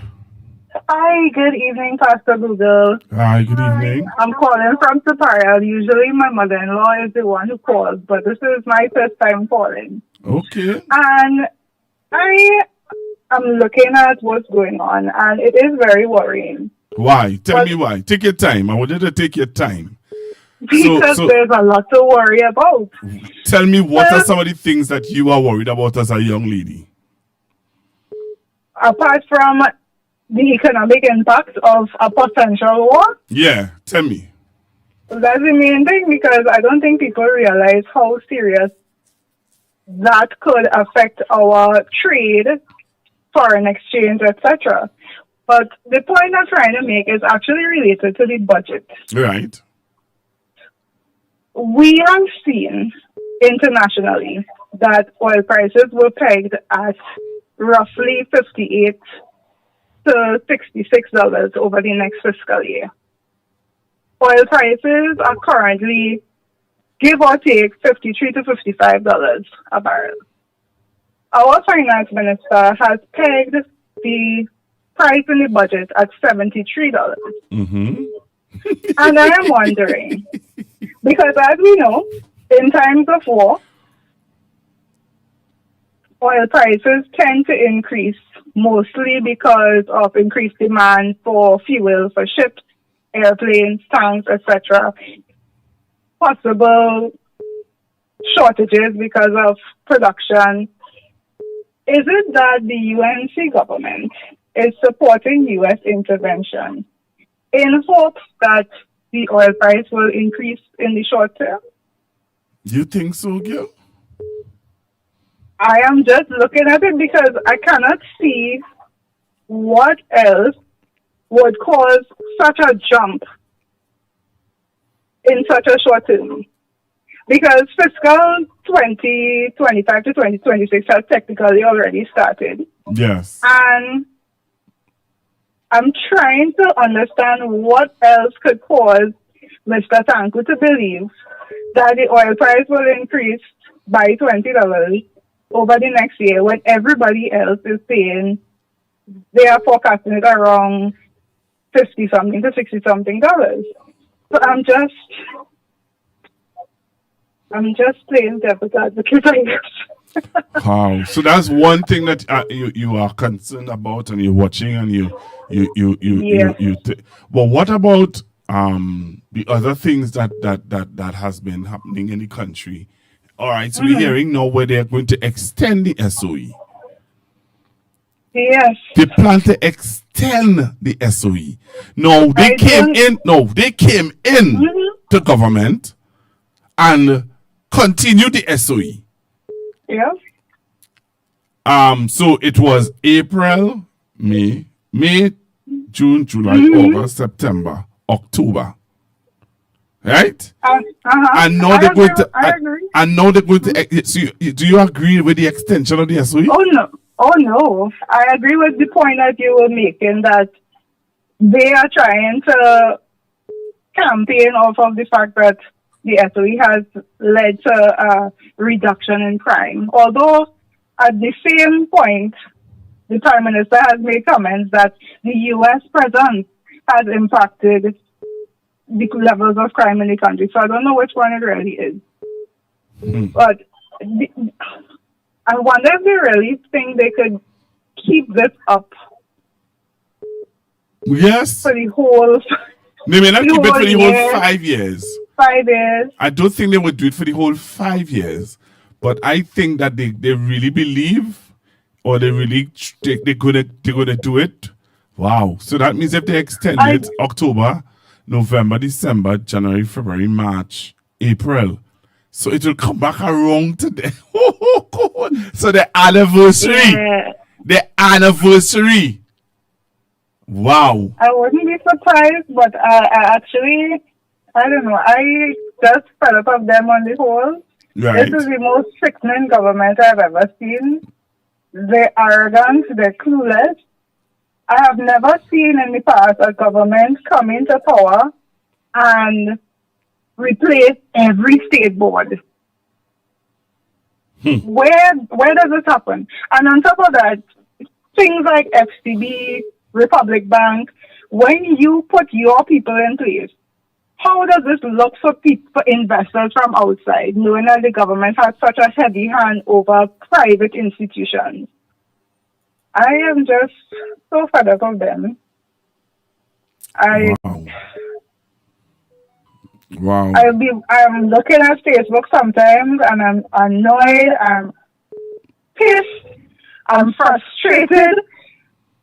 Sometimes I don't even want to look at Facebook. Yeah. I don't want to look at it. And then the comments from some of their supporters just don't make any sense to me at all, because at which point do you put aside your loyalty and start focusing on the facts of the situation? And then we have, I just saw another article where the Prime Minister is accusing CARICOM of siding with Venezuela over Trinidad. Yes. She's saying Lady that. harsh. The lady is saying that the opposition is siding with drug dealers in the country. Yes. It's like, well, if I play for you a clip, if I play for you a clip with Mr. Manning talking about a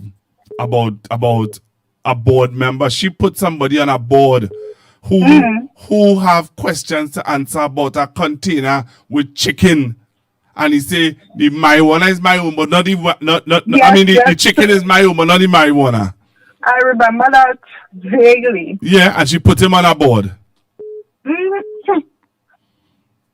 I also noticed that a lot of the boards have the same members. So, like, the chairman of UDICOT is also chairman of FCB.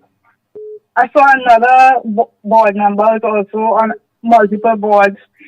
I don't know what's going on with them, and I just, honestly, I'm fed up already. We even reach half of the term yet, and you fed up. We haven't reached half a year properly. Thank you. Fed up. So let me thank you for calling, I want to encourage you to call. It's nice to hear. It's nice to hear. My husband wants to say something. Let him come now, man. Let him come. All right, hold on. Hello, good night. Good evening, sir. What's happening? Hi, they say, you see why it is married smart woman? Yeah! You see why? So, that's why it is married smart woman. But just one thing I want to see, and I don't know if the population see the seriousness in the situation, right? But I hope I'm wrong, but if this were to hit the fan, Pastor, we will be in grave danger, because the Venezuelans don't see us as hostile already, basically. And all they have to do is hit one or two of our assets. You're talking about Atlantic LNG and those plants and them in Point Lisas, and we would be out of it for generations to come. Our economy is done downhill already, and if these people decide to do something to that extent, it will be even worse.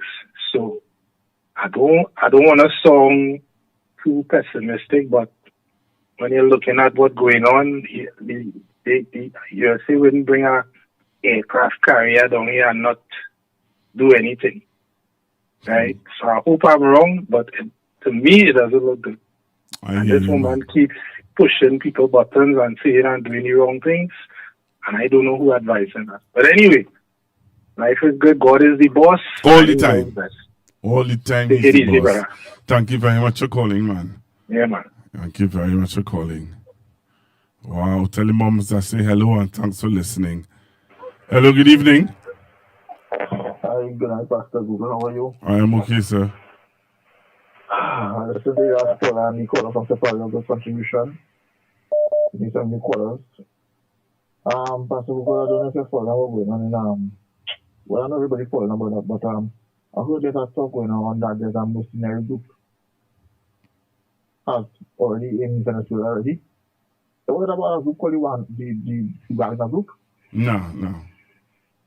Yeah, you know what they have a instrument repetition, right?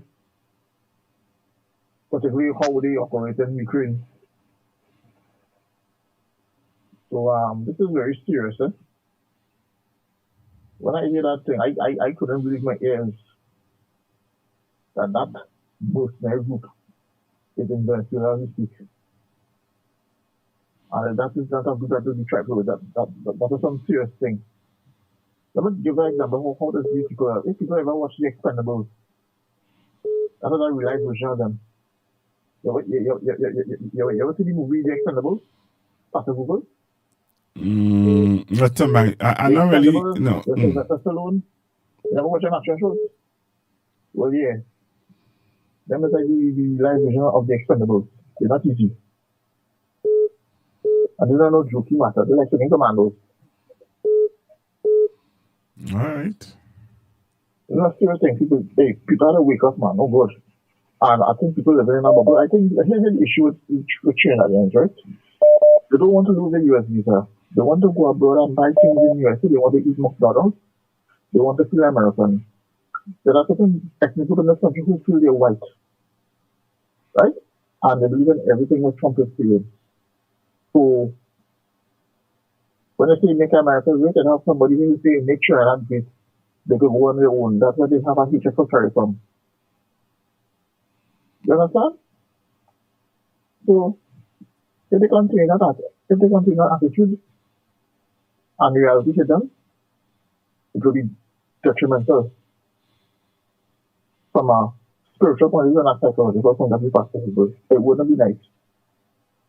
And you see what happened after post-Nazi era in Germany. It took almost 50 years for Germany to catch up themselves again by United Germany. We have the history faster Google. All right. But give them information what if they can find a video of how the Wagner people operate, show it to them now, please. Because people don't understand. Thank you. Yeah, man. Thank you very much. All right, I want to play for you this video with this young lady and the situation with her business and the dry ice issue. All right, so I want to play you this video. Please bear with me as I play you this video with this young lady and her issue with the dry ice. All right, so caller, I want to play a video with a young lady, a young entrepreneur. She has an issue with the dry ice and the closure of that company. And I want to play it for Trinidad to be able to hear how, and this young lady started this business under COVID. She started this business under COVID, and when COVID started, and her business is a booming one. Those persons who would know her from San Fernando, it's a booming business. All right? You hear me, caller? Yes, Pastor. All right, so I want to play this video with this young lady. I really want people to hear. Because, people just think that, these young people and them are doing nothing and they want handout. But this young lady don't want no handout. This young lady is doing her thing. But listen to how the effects of the closure of that company, how it will affect her.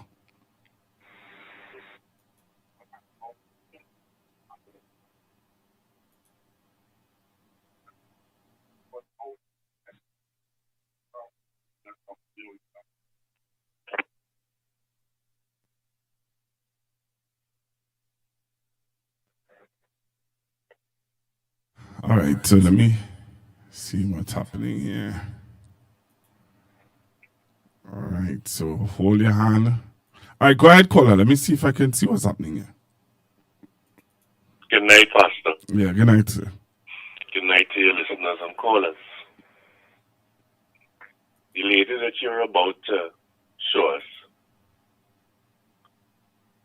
is an example, a prime example of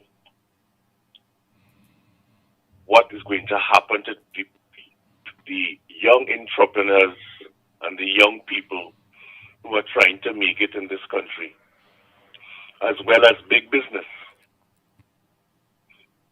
Because what was said today by the Vice President of Venezuela and the response given by the Prime Minister of Trinidad and Tobago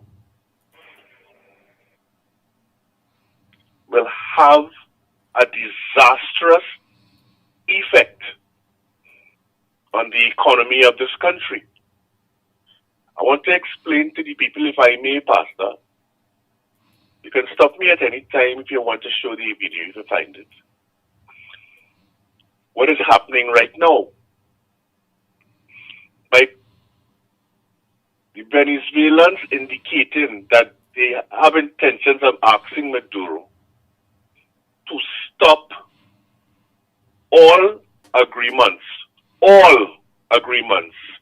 vis-a-vis the gas agreements that we have between Venezuela and Trinidad and Tobago.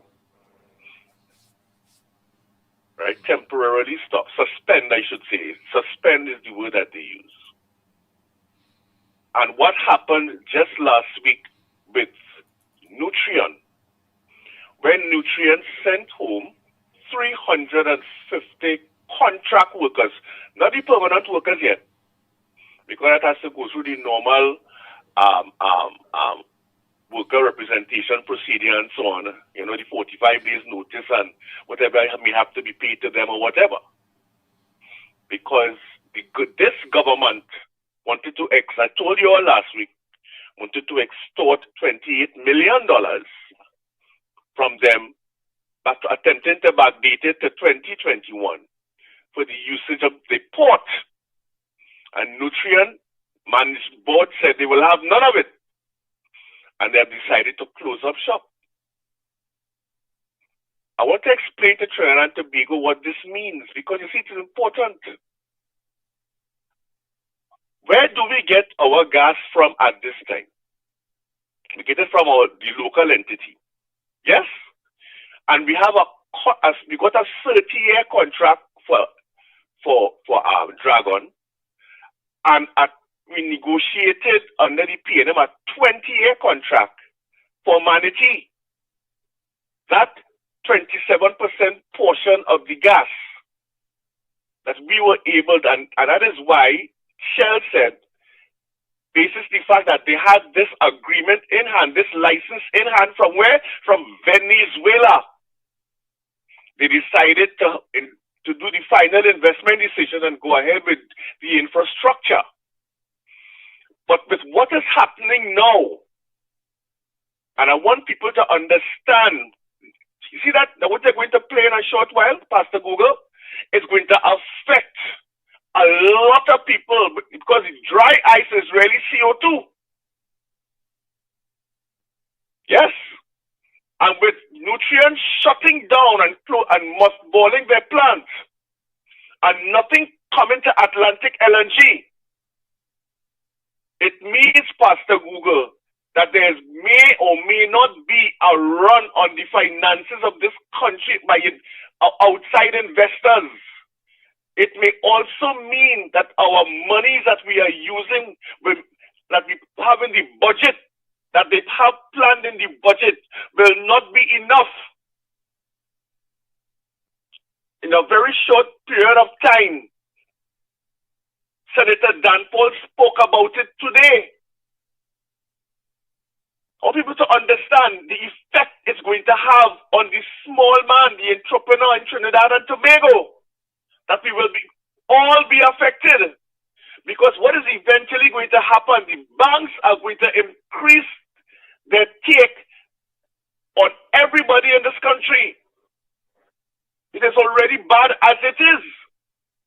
Because the banks cannot afford to have people creating a run on them because there's nothing coming in. Our main revenue stream is gas. And to a certain extent, a lesser extent, oil. Right? And if that is the end of our downstream industries and they're not getting the sufficient gas on a consistent basis to continue running, not only Nutrien is going to shut down. And the lady who is already complaining about problems with dry ice, the CO2 that Nutrien makes,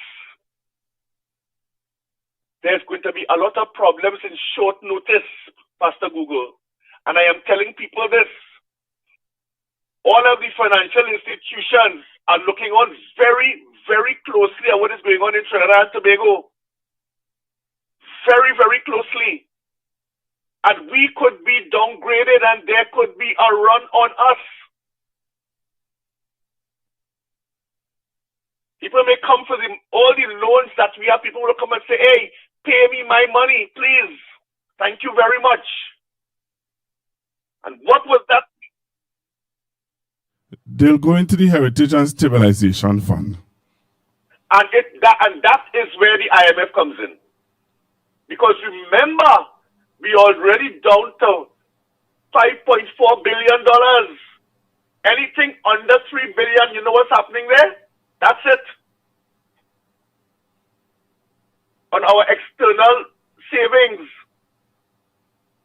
You remember they already took $400 million from the Heritage and Stabilization. They already took $600 million from our external savings. So they have $1 billion. Up to now, we don't know what is being done with it. And to pay the 10% to the workers, to the public servants, they want to take it from Unit Trust, First Citizen, and Republic Bank. Because they don't have the money. I told you it was never in the budget. And according to Faris Al-Wari tonight, there are certain things that he wants the minister in the Ministry of Finance, Kennedy Swansing, to explain, because there are certain bonds and debts to be paid this fiscal year. And we are going to run into trouble. Because Venezuela are not going to lose. It is we, the people, going to lose. Because of that one statement made by the Prime Minister of Trinidad and Tobago that we have bound for Venezuelan gas, really? But then why it is you all was so in such glee and talking about how great she was when she secretly went up to America to talk to Marco about the OFAC license? How come that she was the best thing since sliced bread? How come? But today now is another story again. Pastor, this thing is exploding before our very eyes. Look at how quickly. When a president, a powerful president, could instruct a carrier, one of the largest in the world, to leave Croatia halfway around the world and report to the Caribbean, then you know you have problems. Then things don't happen just so.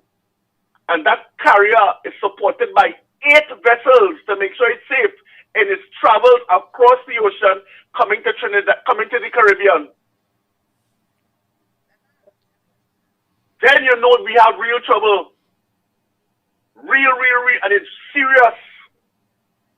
And if we're not looking at this, because Venezuela has already indicated, as far as they are concerned, Trinidad and Tobago is aiding and abetting in this so-called impending attack.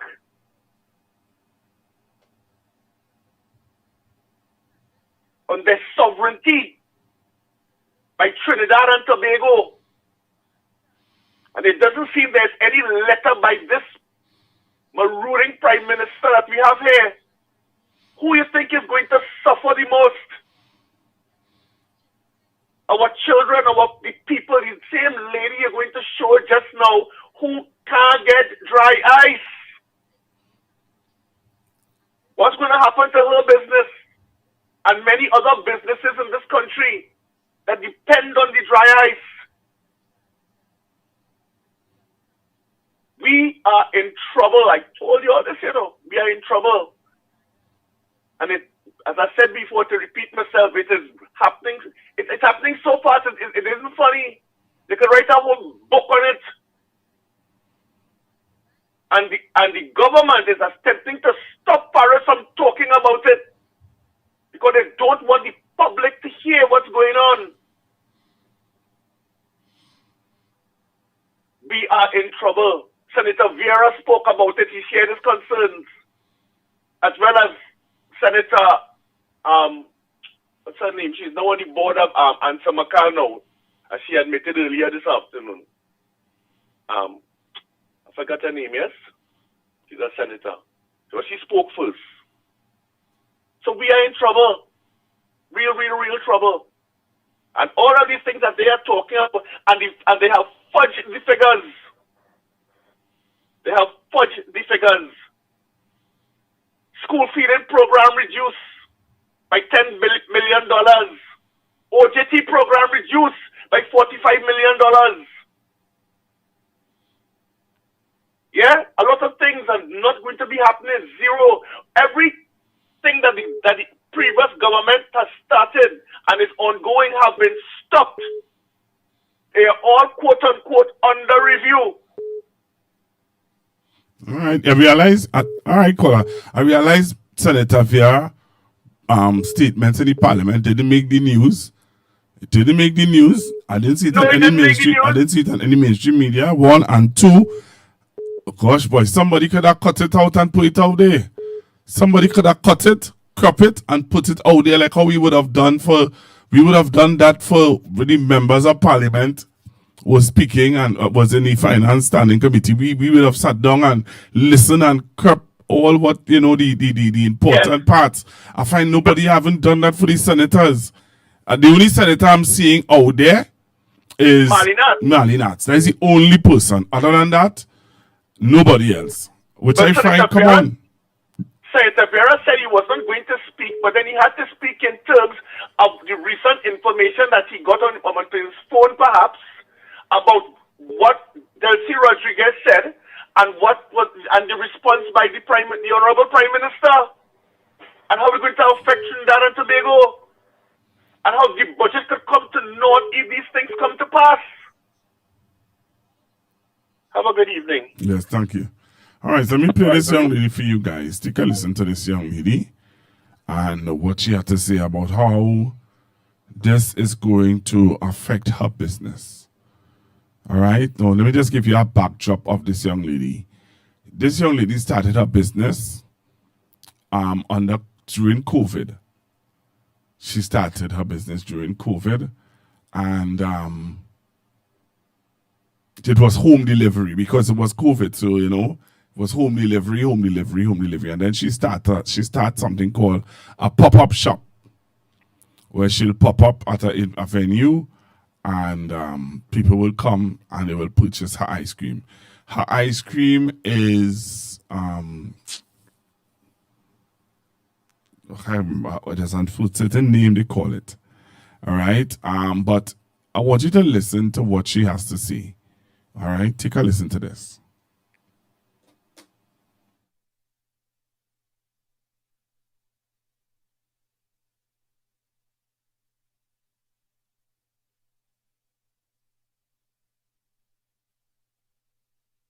A lot of shortages. The first thing we know, a major company is on the verge of leaving this country. Now, what does that mean for us? They produce a lot of CO2, if not all, most of the CO2 the entire country needs. So when you think it's affecting us alone, no, it's affecting hospitals, it's affecting the airlines, it's affecting a lot of things that happen within the island. Yesterday, we got word from Massigas that as of immediate effect, they will no longer be producing anything with CO2 at all. No supply of CO2 at the moment because of this one company on the verge of being closed. We use dry ice to distribute all our ice creams because we have to keep everything frozen. I've been here before and I know exactly what to do to execute to move forward. I always am very transparent with the Soveti farm, so it is of my obligation to let you guys know what we've been experiencing. Everybody who's new here and going to be in the comments, hey, why don't you use ice and salt? That could never work for us. We take our quality very, very seriously, and being able to go through all these different homes with just ice and salt, it will never work. For those who are saying, why don't you hire a cold storage truck? To rent a cold storage truck for the day, is a month's salary for some people. Not to mention, you still have to pay the driver. Not to mention, on a Sunday, we're at least 80 to 100 homes at any given time on a Sunday. It might be hard for you to justify that, but it doesn't make sense to me going through all these other steps when at the end of the day, the name of the game for a business is profit, and we will just be losing out on this. So what does that mean for us as of right now? we have no deliveries going out this weekend until further notice. You guys know I work hard. As soon as we get the go-ahead, I'm going to put out a notice on WhatsApp. We're going to put it on all social medias so that you are aware. By now, by the time I post this video, everyone who ordered for this weekend should have gotten a message from the team already stating that we are going to open pickups on more days. So we're trying to push from Friday to Sunday because it takes a lot for the team to produce all the things that we need for the week. Right now, our priorities are ice cream cakes because obviously we need dry ice to deliver the ice cream cakes. So we're opening up for everybody to pick up. The persons in the east-west corridor, we're trying our best to figure something out for you guys. In terms of pop-up, we didn't have any pop-up this weekend. Thankfully, a lot of the things we use at pop-up is just to plug in. So we will have pop-up resume from next weekend. As I mentioned, we've been here before. My main ultimate goal is being able to stay calm and understand that this too shall pass and it's all in God's hand because there's nothing I could do about it. I remember the first time this happened to me, I had a lot of breakdowns and then I ultimately had to realize that there's nothing I can do. What I can do right now is make sure I wake up every day, stay focused because I have a team that is dependent on me to come in to make sure that they have for their families, you know. It's something that keeps me going all the time. Like I have to always remind myself that it's not only just me. I have a team that I have to, you know, take accountability for. So I'm really just trying to stay focused and make sure that we could, you know, have pickups as much as possible. And then we'll continue the pop-ups from next week and just really keep you guys informed because that's really what I can do at the end of the day. So we're here. I know this is not going to affect our ice cream company alone. It's going to affect a lot of things locally.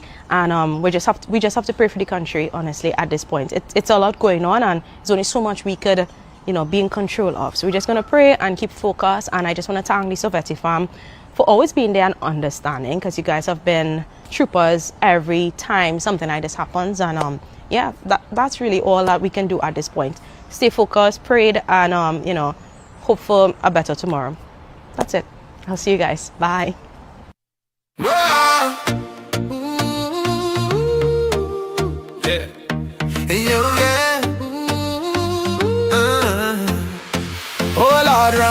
Mash up the place, oh gosh. Talk big talk, now the country in chaos. Say nutrient, with millions of grace, but no dry ice gone, and we can't find a case. Mash up the place, oh gosh.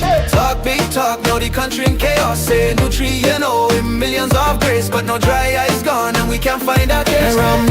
Mash up the place, oh gosh. Talk big talk, now the country in chaos. Say nutrient, with millions of grace, but no dry ice gone, and we can't find a case. He say nutrient, 28 mil less. Now we can't backtrack, he make real mess. If he withdraw, people go vex. Ask Ramdin boy, what you doing next? So we holding on like he brave, while the porridge on start to cave.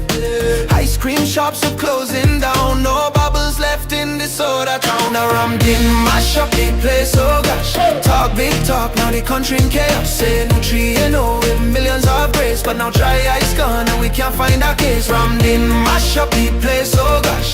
Talk big talk, now the country in chaos. Say nutrient, with millions of grace, but now dry ice gone, and we can't find a case.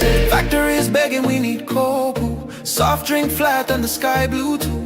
Ice cream crying, melting slow. Ramdin smiling like he don't know. Politicians ducking low. Energy sector moving slow. All because one man decide he go play hero but pride collide. Now watch we fade, it's pure disgrace. Trinidad done, lose the race. Nutrient gone, the plan's gone still. All for a man who watch. A looming shortage of carbon dioxide could disrupt beverage production across the region. This follows the complete shutdown of 4 ammonia plants and 1 urea plant by Nutrien. And in other business news, Finance Minister Dave Tanku is warning the national insurance system could be depleted by 2033 and is urging capital market reforms to ease fiscal pressures. Gisha Kaulesa Alonso shares the details.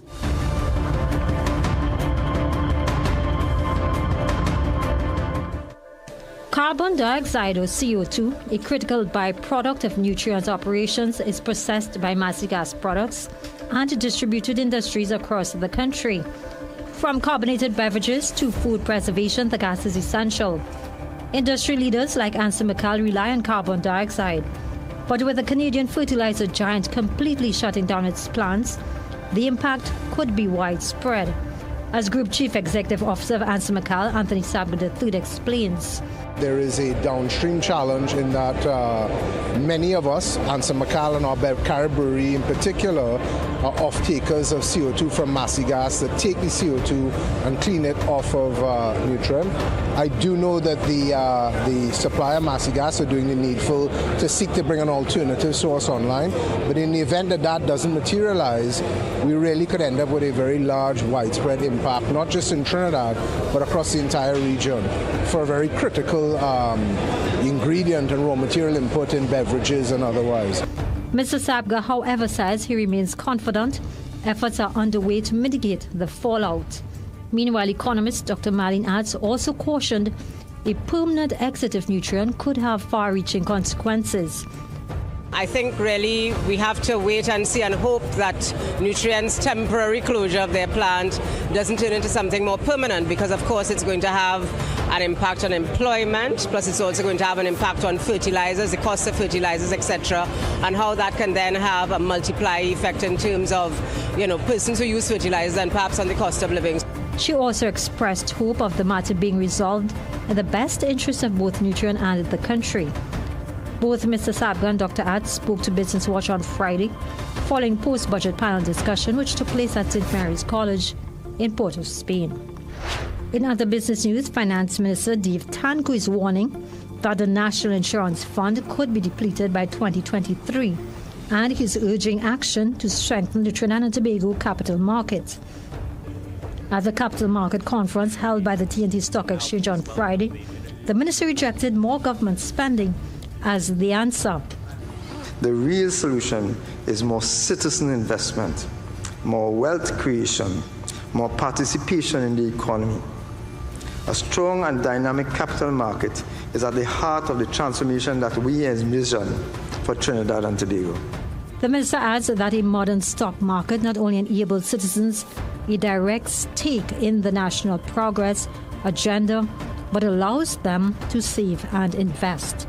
And now for a look at today's energy and forex prices.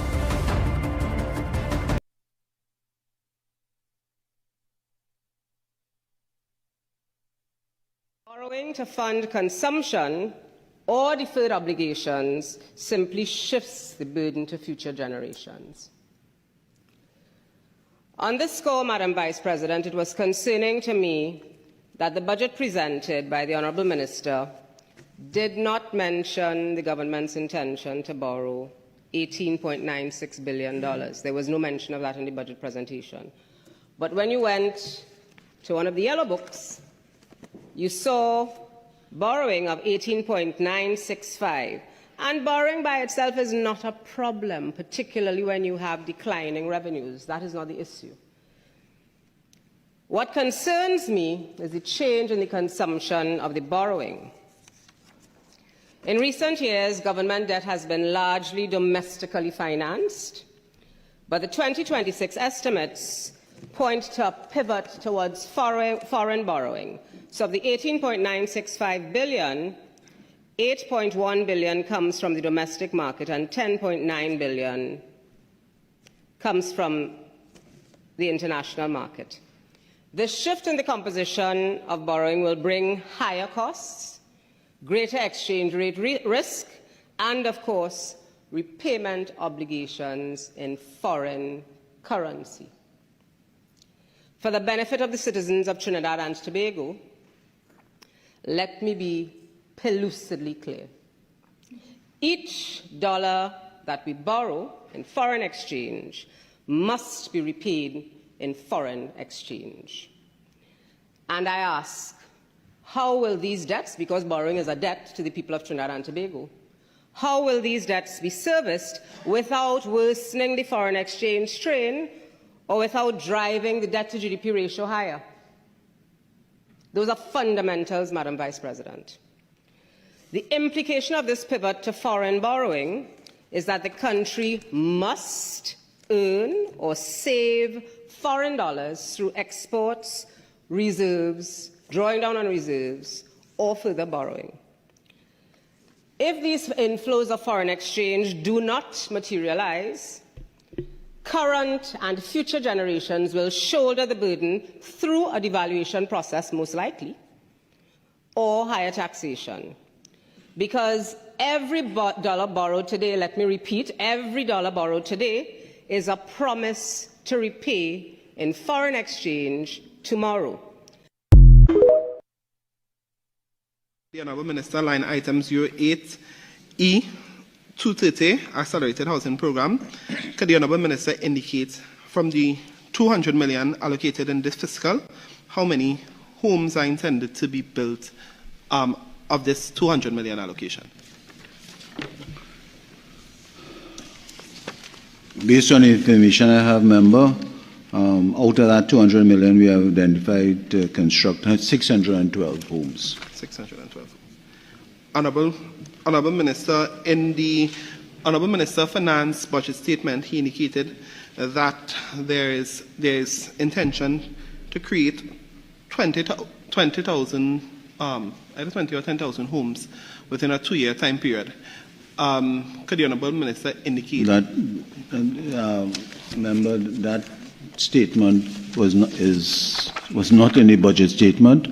If you read the budget statement, it talked about the delivery of 20,000 homes over the next 5 years. So on page 42.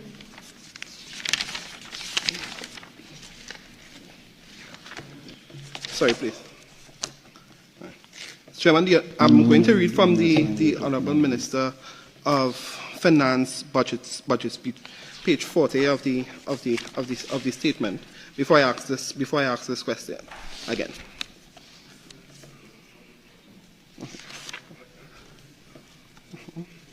Right. Our target is 20,000 affordable homes within 2 years through the PPPs and innovative design. It is on that basis I'm asking whether that allocation would be sufficient to accomplish that. This year's allocation would set you on target to accomplish that, please. Member, if I can just draw you to the answer, the Minister of Finance never said that in his statement when he presented the budget. It might have been a typographical error. Oh, thank you very kindly, Mr. Chair.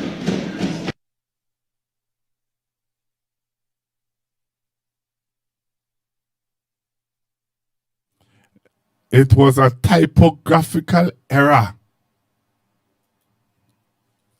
It was a typo. Olia, leave me alone, yes. The man said it was a typo, you know. Only remember the what you call it? Only remember when we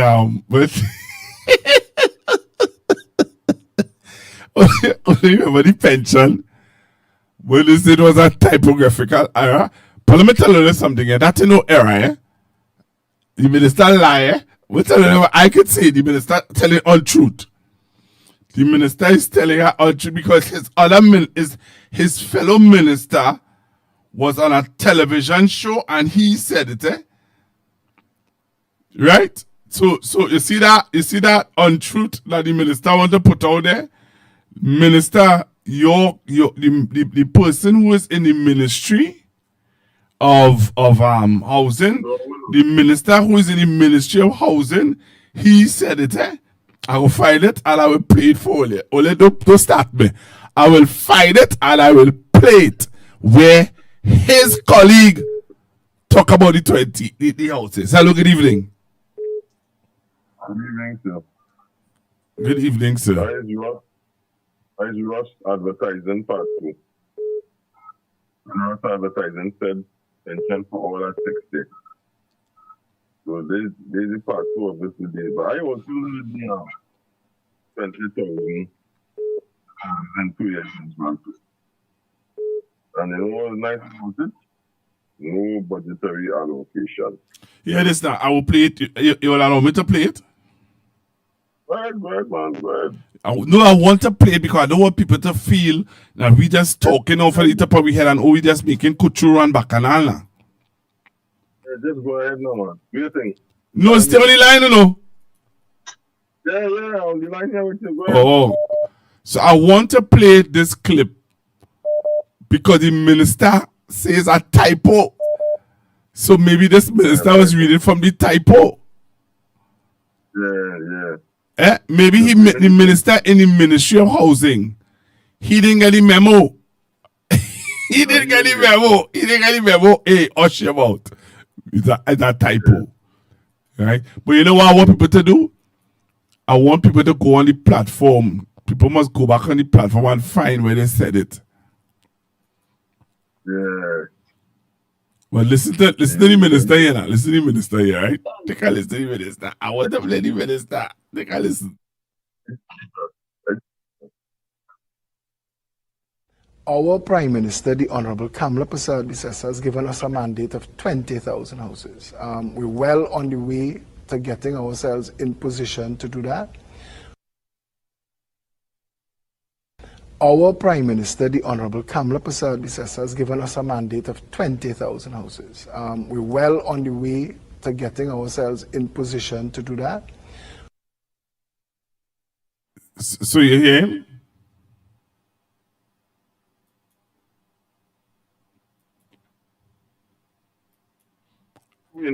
They will say that is AI, boy.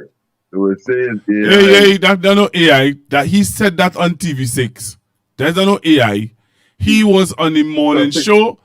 He was on the morning edition with Marlon. Yes. And he said that. That's no AI.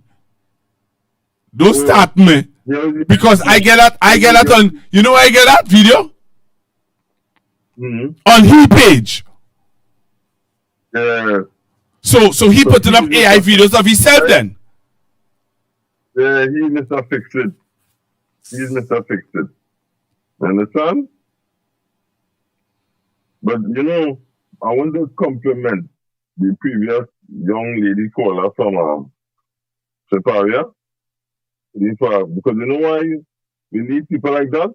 They need to hear other voices. The young voices need to come forward so that people can say, remember in the other place, the two hosts said that all old PNM like we should dead. Time for we to dead out. Remember that was what they were saying? Time for we to dead out. So that's the young. I want to direct people to go and look for a gentleman by the name of Dr. Professor Richard Wolf and hear what he has to say about the situation. Go and check his videos. Richard Wolf. But here they say, so buttress what she spoke about the oil price and so on. Remember one of President Trump's campaign promises in the run-up to November last year was that the price of gas would go down in the United States, right? It was too high.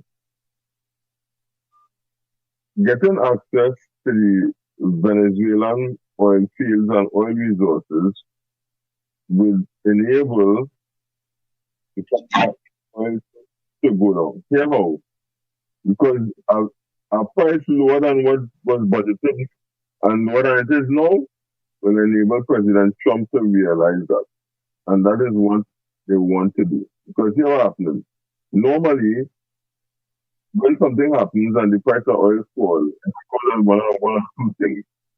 Like oil production and things like seemingly it's currently great. And the interruption from Iran and so on, which is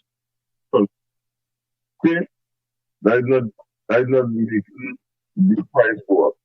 So what they want to do is to have the price lower than it is now. So what would that mean for the oil price pegged by the Minister of Finance? It will not be realized that they want cheap oil and they want the price to be low. Right? They want it to be lower than $45 a barrel. And what it was pegged at, currently 65 and 58 with Brent and with Texas Intermediate. So the young lady is quite correct. And what that does is it cuts down on revenue, revenue realization, right? And it also would increase the deficit that they said it is 3 billion and something. So we will see it will go to double digits by the time the media review comes out. What happened, as you rightly said, credit rating going down, pressure to meet the current expenditure, and therefore you will have do what, sir? Go to the World Bank and the IMF. Right? And then here we are saying, no. Now you see the multinationals pulling out last year because what happened? That is investor confidence. You feel like when the officials of Ukraine go to Canada and ask them, what is the environment now under the new administration? What I would tell them, they say, boy, them trying to extort money from me to operate in Trinidad to go and invest. But they take your money to other countries. That is what will happen. Or better go and deal with the people in Guyana. They are a bit more friendly. That is what is the effect of the multinational pullout. Get about the trickle-down, in addition to the trickle-down effects as identified by the young lady on top of you. That is what will happen. And what happens? That young lady on top is one. There are many others that saw Trinidad and Tobago faster. The people who do any homemade ice cream, like the people who sell down on down there in Sando and in the Savannah. But that's the young lady that I played a while ago. Yeah, all over the place. People in Eddie Hart, Savannah, other places, all these smaller entrepreneurs, they will be the people who will be most affected. What are we saying? We're saying that we want the manufacturing sector to pull the economy. That's how we will do it. Because the revenue will fall. And one thing too, you know, here will be no funny effect on the other things, right? When you go to the bank for you're breaking up a little bit, eh? It's a little difficult to hear you at some point. Just now.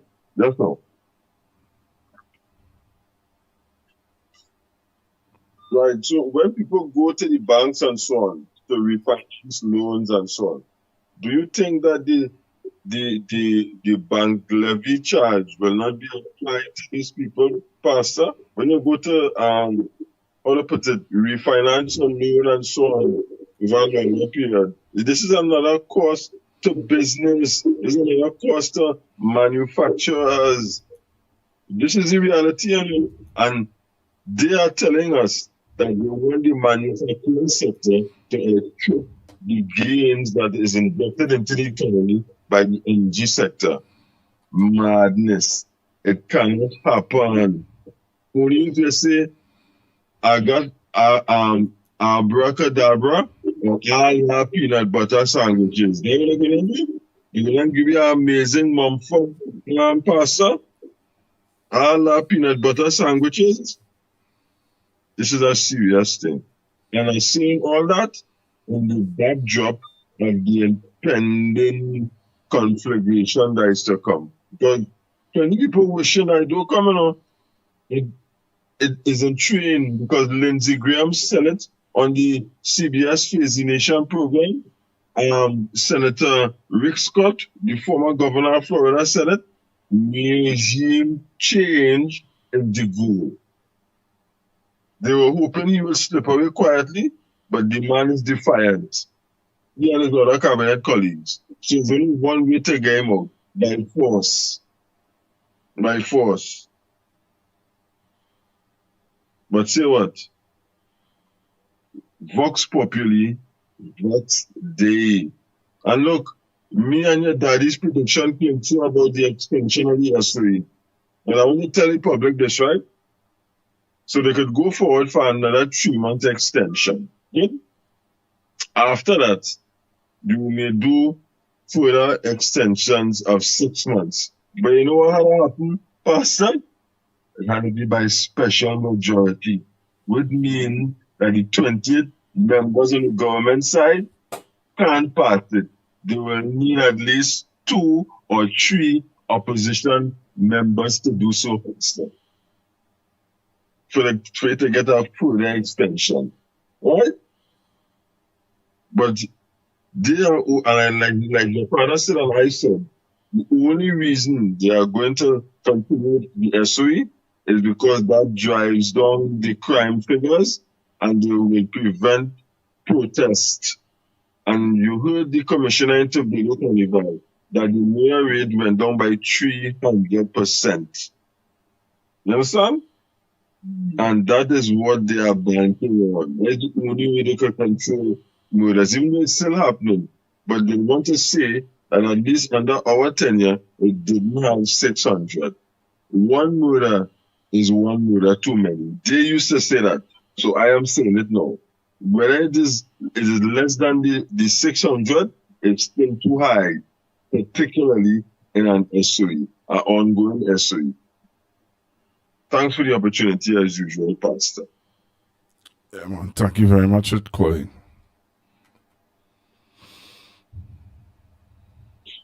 Hello, good evening. Hello. All right.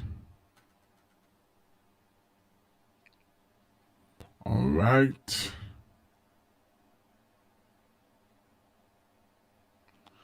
All right, so let me play you Senator Dan Paul, okay? I want to play Senator Dan Paul. So let me play Senator Dan Paul in the parliament. All right, and then I'll come back to the calls. Government strategy is to use an inflated oil price assumption to trigger the withdrawal clause of the Heritage and Stabilization Fund. And let me explain that withdrawal clause to the national community, to the population. If actual petroleum revenues are at least 10% below budgeted revenues for the fiscal year, the government can access the Heritage and Stabilization Fund to the amount of 60% of the revenue shortfall. Let me repeat that. If actual petroleum revenues are at least 10% below budgeted revenues for the fiscal year, the government can access the Heritage and Stabilization Fund to the tune of 60% of the revenue shortfall. The nation needs to monitor this situation carefully because when the budget implodes, the UNC government is heading to the HSF to pay recurrent expenditure.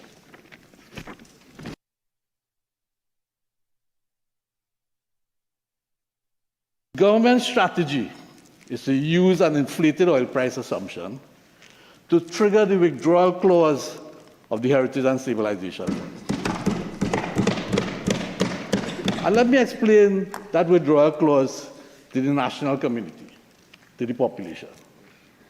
If actual petroleum revenues are at least 10% below budgeted revenues for the fiscal year, the government can access the Heritage and Stabilization Fund to the amount of 60% of the revenue shortfall. Let me repeat that. If actual petroleum revenues are at least 10% below budgeted revenues for the fiscal year, the government can access the Heritage and Stabilization Fund to the tune of 60% of the revenue shortfall. The nation needs to monitor this situation carefully because when the budget implodes, the UNC government is heading to the HSF to pay recurrent expenditure.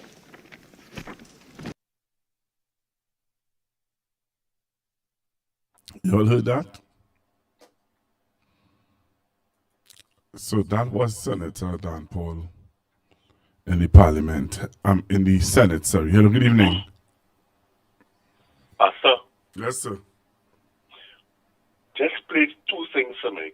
If you recall, before the election, the UNC said they were going to build how many houses in a week or a month? 500? I don't know. I can't find that. I don't know. I don't have that clip. Right. But you could play one more thing for me, because this is very, very important. What Marlene had said tonight, this afternoon, Yeah, I played it already. They're going to borrow 19 billion. Out of the 19 billion, 10.9 is going to be forex. 10.9 they're going to borrow $1 billion, US, on the foreign market and 8.1 on the local market. People must remember that 11 billion US dollars multiplied by 6.8. Do the sums, do the maths, and that does not include interest. And in this fiscal year, this fiscal period, that is what they're going to borrow. And that does not include what they're going to borrow on the local market to pay the public officers. This is what this country is facing. And I'm certain that $11 billion US would have jumped over people's heads. It is important that people understand that. Thank you very much. Okay, let me play Miss Arts. Borrowing to fund consumption or deferred obligations simply shifts the burden to future generations. On this score, Madam Vice President, it was concerning to me that the budget presented by the Honourable Minister did not mention the government's intention to borrow $18.96 billion. There was no mention of that in the budget presentation. But when you went to one of the yellow books, you saw borrowing of 18.965. And borrowing by itself is not a problem, particularly when you have declining revenues. That is not the issue. What concerns me is the change in the consumption of the borrowing. In recent years, government debt has been largely domestically financed, but the 2026 estimates point to a pivot towards foreign borrowing. So of the 18.965 billion, 8.1 billion comes from the domestic market and 10.9 billion comes from the international market. This shift in the composition of borrowing will bring higher costs, greater exchange rate risk, and of course, repayment obligations in foreign currency. For the benefit of the citizens of Trinidad and Tobago, let me be pellucidly clear. Each dollar that we borrow in foreign exchange must be repaid in foreign exchange. And I ask, how will these debts, because borrowing is a debt to the people of Trinidad and Tobago, how will these debts be serviced without worsening the foreign exchange strain or without driving the debt to GDP ratio higher? Those are fundamentals, Madam Vice President. The implication of this pivot to foreign borrowing is that the country must earn or save foreign dollars through exports, reserves, drawing down on reserves, or further borrowing. If these inflows of foreign exchange do not materialize, current and future generations will shoulder the burden through a devaluation process, most likely, or higher taxation. Because every dollar borrowed today, let me repeat, every dollar borrowed today is a promise to repay in foreign exchange tomorrow.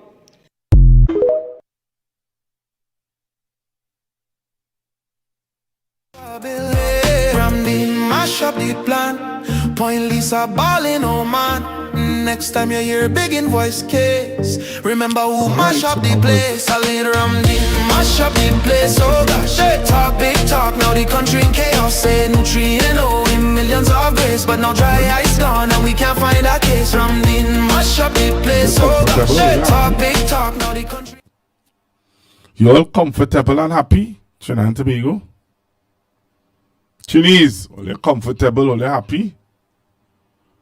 Take some of your calls. 464-7003. 464-7003. 464-7003. 464-7003. What is your thoughts? Hello, good evening. Good afternoon, Pastor. Good evening. Pastor, I don't know, because what I'm going to tell you, to go in the finance committee and tell you, That was a misprint. Clearly, a next minister right under you, months before, say the same thing. Right? It tells me that this government don't know the elbow, they don't know what the fingers doing. That's what they're telling me. And when I listen to Mr. Vishnu and Paul, the CPP people don't understand how young people don't understand a budget. What the man actually say, in other words, is that the Minister of Finance deliberately tell the oil price at least $20 higher than usual. So, for more or less, in order to by law, when they reach a shortfall, to go into the heritage, to go into the heritage fund. That was a deliberate ploy.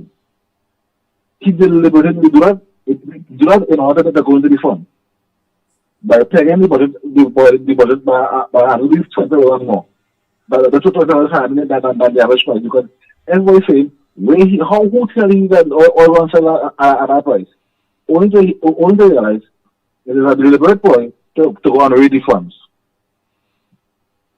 That is exactly what the senator was saying today. So, I mean, people had to be out there and stop walking on with their eyes wide shut. And wait until it fall in front of you to now wonder to react, or no wonder to say, oh my God, this thing really happening? That is what happened. And again, when I'm in the second that again, in that same party, that other misprint. We are saying going and send the people. That's what, sir? I don't know. We don't go because clearly that change that company because there's a bunch of missprints. Because I can remember last election that they say pension at 60. I wanted to people looking for the pension that they said I misprint. So now I come again to say this is a misprint here. When I'm minister in front, when you're junior minister, months before people are saying the same thing. Then I really believe everybody in this country is them sycophant supporters that go solo anything I say. Any pastor, look on this. How are they? Thank you very much. Thank you very much. Hello, good evening. Good afternoon, or good evening, sorry. Good evening, Pastor Google. Good evening, sir. Pastor Google, I wanted to make some very quick points. Sticking with what you have so far, indicated via your videos.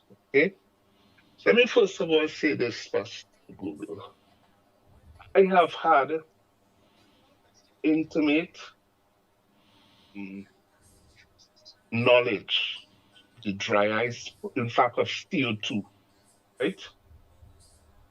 Because I'm very familiar with industrial, it used to be called industrial gases. This is over 20 years ago, which is where they used to make dry ice in Savanetta. Okay? They also used to have CO2 containers or CO2 trailers that used to go out and provide gas. What is interesting with all of that is this. Massey had a monopoly on this process. That is a problem that was never addressed. They had a monopoly, right? Most of the plants, or there are other plants, because right now they're doing it. They're trying to get an alternate supply of CO2 as a byproduct, right? That again to go to Massey, but there is need for more, right, producers in the market. Massey should not be allowed. And I'm talking about, I can tell you this because I am very familiar with this process that occurred over 20 years ago. I can tell you, I know it very, very well. So I just wanted to put that out there. My heart goes out to that young lady. My heart really goes out to that young lady But out of evil cometh good. What she has to do as a businesswoman is to recognize, and I know she has already, the importance of CO2 to her, and she may be able to make some small investments in order to protect her business as she goes forward. But the situation as it is right now is Massey has a virtual monopoly on that business. That I find, after all these years, is wrong, in my view. But I say no more on that, okay? As Google, some time ago, I had called you and I told you, I said, was very disappointed with the social media response by the opposition. To be quite honest, that has not improved over the last 6 months, in my view. You just was making a very valid point. Every opposition speaker, what they said should be clipped, and it should be out there for us to see and hear and read it, right? And that's not happening. No, that was happening with the finance standing committee. Every question that was asked by the opposition to the government and they could not have answered properly was crept and was put out there. No, hold on a minute. Hold on. I watched it too, Pastor Google. I watched it as well. No, I'm talking about on social media, in WhatsApp groups, on Facebook, on TikTok. Yes, I'm saying. That was out there. I am saying, you have to remember, what you have to remember is that the debate, right, came to a premature end. Let me just, I take your point, what you're saying, but let me just expand upon what I want to see. The opposition has to understand it is no longer in government. They have to understand that. The UNC is not playing fair. Pastor Google, I used to watch the Parliament channel for many years. And I could tell you during that 10-year period, and although the PLM had a small majority, there were times when Camille would allow, right, would sometimes double up on her speakers and not ask the opposition at the time to go 1, 1, 1, 1. It was done, but you cannot, and it was done at the reconciliation, the budget, when they had the budget analysis earlier on in the year, it was done. So obviously they feel that they'll come and they will allow them to do the same thing. UNC is not playing by those rules. They're not playing by those rules at all. You cannot expect anything from this government because that is the way they operate it. Right? And they have to understand that. So you take nothing for granted. So you go to the speaker, you say, Speaker, so is the case, blah, blah, blah. This was happening, this is what we want to do, yes or no. And if you say no, you have no choice. If you say, if you're committed to him, it's fine. Because this gentleman, quote unquote gentleman, stood up and said he didn't see no opposition member stand up. And what he said, that is what this guy said. Right? So I just want the PNM to understand the UNC is not playing. They're not playing by the rules. Right? And don't even expect it. If you don't tie them down to these things, you're going to have a problem. You have never in all the years that I have been listening to Parliament, hear a speaker, hear an MP or someone ask a question and say under Standing Order 27, they can't say. I have never heard that. This is the first time I'm hearing that. And I'm also hearing these people saying, you give the speaker questions, and he's telling you can't ask them questions. I have never, I know the former speaker, and hopefully I'll get a chance one day to say, hi, did this happen in your time just for my own satisfaction? Because I have never heard that. I've never heard that. Well, you see, so these guys are not playing by the rules, by any normal rules, right? So I want the PNM to understand that.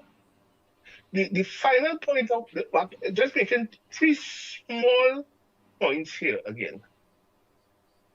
The appointment of the CJ, the accusation made about PNM is funded by drug money. Stuart Young situation where he's not being paid the PM salary, in my view, I think all of those things could go before the court. This is my view. You're not going to win all of them, you know. That's what the UNC was doing. They were coming up with serious cases, frustrating everybody, knowing very well they would lose, and many times they lost. But you know what they was doing? They were losing the battles, but their main goal was to win the war, and that's what they did in the election. That is exactly their strategy. And I'm saying we cannot allow Prime Minister to get away with saying that the opposition is being funded publicly. She said that and repeated by the Express. You can't do that, in my view. So I just feel that that is something that the PNM needs to address. They need to address it, right? And those three things. Now, the final, I'm sorry, two things. The final, second and last thing I want to speak about. You see, the speaker, I personally find that he got too much of an easy, pass. I think we being the opposition, should have continued to hammer his past history. Right? I don't care what anybody's saying. You cannot have a man with that kind of checkered history running, right? Your speaker, being your speaker in the House. It just don't make sense. And if that's what people want, fine. But let's make something out of it. Let's make something out of it so people, you keep on harassing or talking about it and see what happens. And the final point I'm making here is this. You see, the state of emergency, my understanding based upon what they're saying, they can extend it by another 3 months with a simple parliament majority.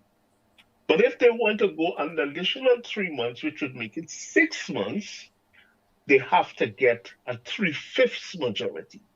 And what that means is they have it in the House, right? But in the lower house they have it. In the upper house, we are going to need 4 independent senators, 4 or 5 independent senators to vote basically against this SOE. So, and I think we have to start working. The people have to start working in this regard, right? Because they're going to have to be making a case for it, whether they do it when they're on the political platform. They have to start talking about it and highlighting that, where's the information? I remember when at one point in time there was some bills, and the UNC, the minister at the time, bring the evidence. We want to see exactly what's happening here and where you get your figures from and what you think. That is what we need to be doing. We need to find a way for the UNC to justify the SOE, because as far as I know, how many people have been charged? How many people have actually been charged? This is clear. The reason why they're doing that is they don't want people to go on the streets. That's the problem. That is their intention.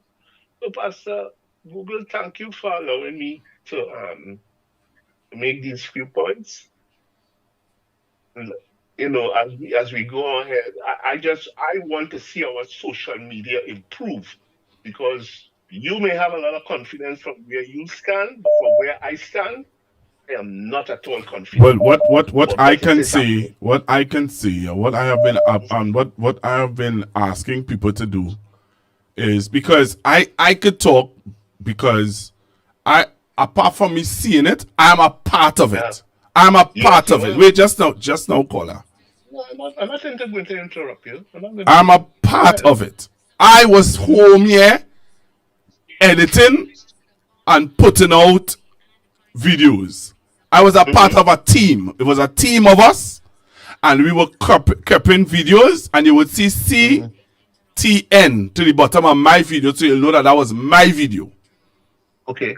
Right? And we were putting out videos like crazy. I saw Rhoda and all was taking some of my videos and putting it on her page, and Rhoda was sending me videos, and it was a team of us that was putting out videos like crazy. And that's why people all over Trinidad and Tobago today can clap and say the opposition did very good in the standing committees. Everybody, most people in Trinidad and Tobago have commended the opposition because of the videos that we put out, and were able to commend the opposition and say, hey, you all did a fantastic job. We're debating and questioning the government on the money and where the money, or how they intend to spend the money and stuff like that. So I don't know what algorithm you are on, but I can tell you, and if I open up the phone lines and only ask people about that, they would tell you, Pastor Google, people were totally aware of how the opposition held the government to account. Pastor Google, let me just conclude by telling you the following. One of the things I admire about you is your enthusiasm. But what I find sometimes you make assumptions, right? And I'm telling you something. There are some people out there, and I include myself, who listen to the Parliament channel, right? Many of us recognize the work that the opposition did. We don't have to wait for TikTok to tell us anything. I saw it. I saw maybe the very first ministry, social affairs. I saw that in its entirety. Right? I saw the professor who at one time used to lecture me 20-something years ago in UWI when I was doing my engineering degree. Huh? I could tell you about that. And I'm saying, when we saw what was happening, we didn't have to wait for no TikTok. There are some people out there who need to get TikTok to reinforce that. Yes, I'm not saying no, right? But I'm saying to you, there are many people out there who listen. You saw the numbers. Do you know that this debate was probably the most watched debate ever? Do you know that? Over 2,000 people at one time I saw this. Okay. People are not, the population is very well educated. And what you are doing is very important as well. I'm not diminishing that in any way. I'm saying, yeah, that has to go on too. I am just telling you that from my perspective, you understand, there are things that I am not hearing. All right, sir. Okay, thank you very much. Thank you very much, Pastor. Bye. Hello, good evening. Hello, good evening. Hello, good evening. Hi. Hi. Possibly nice. I find the opposition is very well. I don't know what he's talking about. If it wasn't for them, we would not have to find out so much of things was hidden up in the budget. They explain it properly, even if a man like me to understand what's going on. And I find the social media presence to feel them doing very well. Because many people leading up to the budget was excited to hear the topics they had posted. I think the banter people was excited. That is why so much of people tune in to watch the Thank you. And that is what it is. Because of the amount of videos that were being put out there, that is why the traction towards the debating to the committee, the standing committee, people started to watch because people were saying, that's what's going on there. Let me look at it. That's what's going on. And because of our work, putting all the work out there, people wanted to see for themselves if that is what was really going on. So I watched it for 5 days straight just to make sure because everybody's excited to see and to hear. So I don't know what else are talking about, but you ought to continue putting it out there because people get to see the social media presence is doing well. People get to understand and get to see for themselves. So Pastor Google, have a good night and tune and Thank you very much. You know, there's a video I should have played tonight, you know. There's a video that I should have played tonight. Honestly, should have played tonight, and I didn't play it. And I'll try and see if I can play it before I come off the program tonight. Right? There's a video of MP Hans Devines going further into explain on social media, because it was a social media clip I saw of MP Hans Devines, and people were so thankful to Hans, and that is because of the social media person. Everything is it will come together. I don't know why people believe that things supposed to just come together in one go.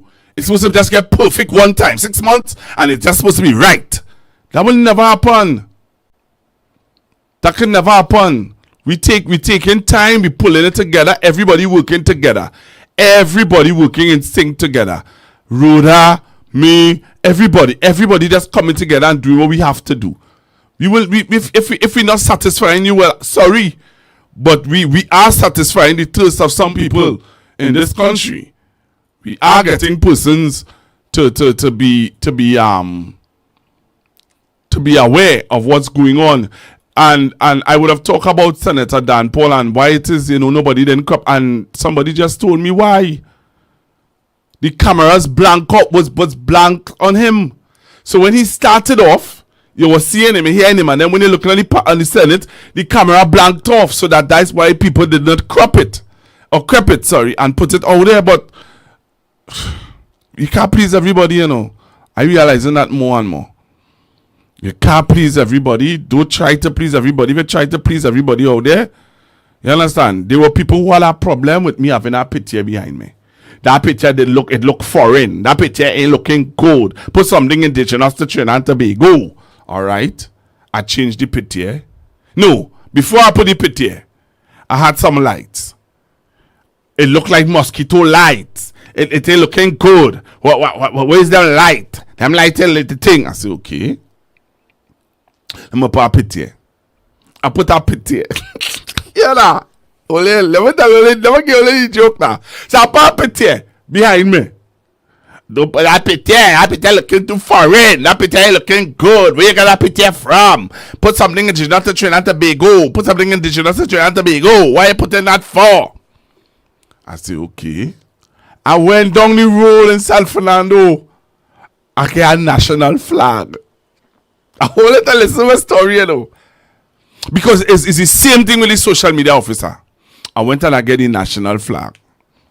I put up the national flag. Oh, the national flag is iron. It's looking press. It's looking this. It's looking that. Oh, all that national flag look wash out. And I say, okay. That's all right. I could get somebody to I'm going to get vMix. So I went and installed vMix on my computer for 60 days. So the vMix program I'm using is going to end in 60 days time. So I'm going back to the old flag that all you didn't like.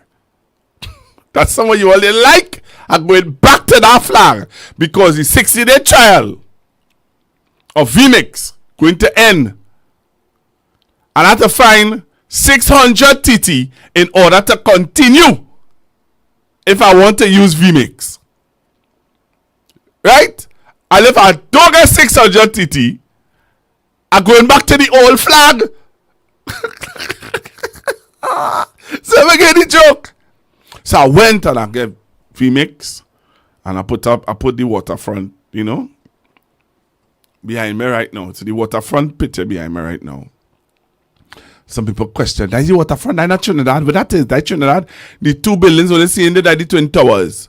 The building behind that is a building that the government has rent. This other two buildings here is the Hyatt and the Financial Tower. The next building you seen behind that is the Ministry look. So yeah, I'm being real here.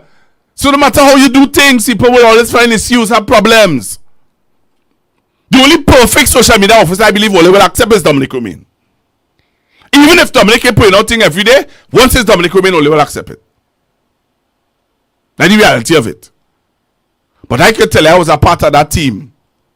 I was a part of the team that was sitting down with my phone full right now. If I show you, I don't have no memory in my phone. First, I was taping all these things to put out there to hear somebody say, the social media ain't doing enough. Well, boy, I don't know. I couldn't. A man sent my message here. Somebody sent my message here. He said, hello, Pastor. This is circulating. So what is circulating was the issue with when Dr. Rowley, the U.S. can put troops in Trinidad and Tobago. All right, government sign agreement at the White House. That was the Newsday story. Right? That Dr. Rowley had to put the Kejon Haynes in the place for. So this story now making it wrong to wrong social media. And you know what? It are people who believe in it. It are people who believe in the story,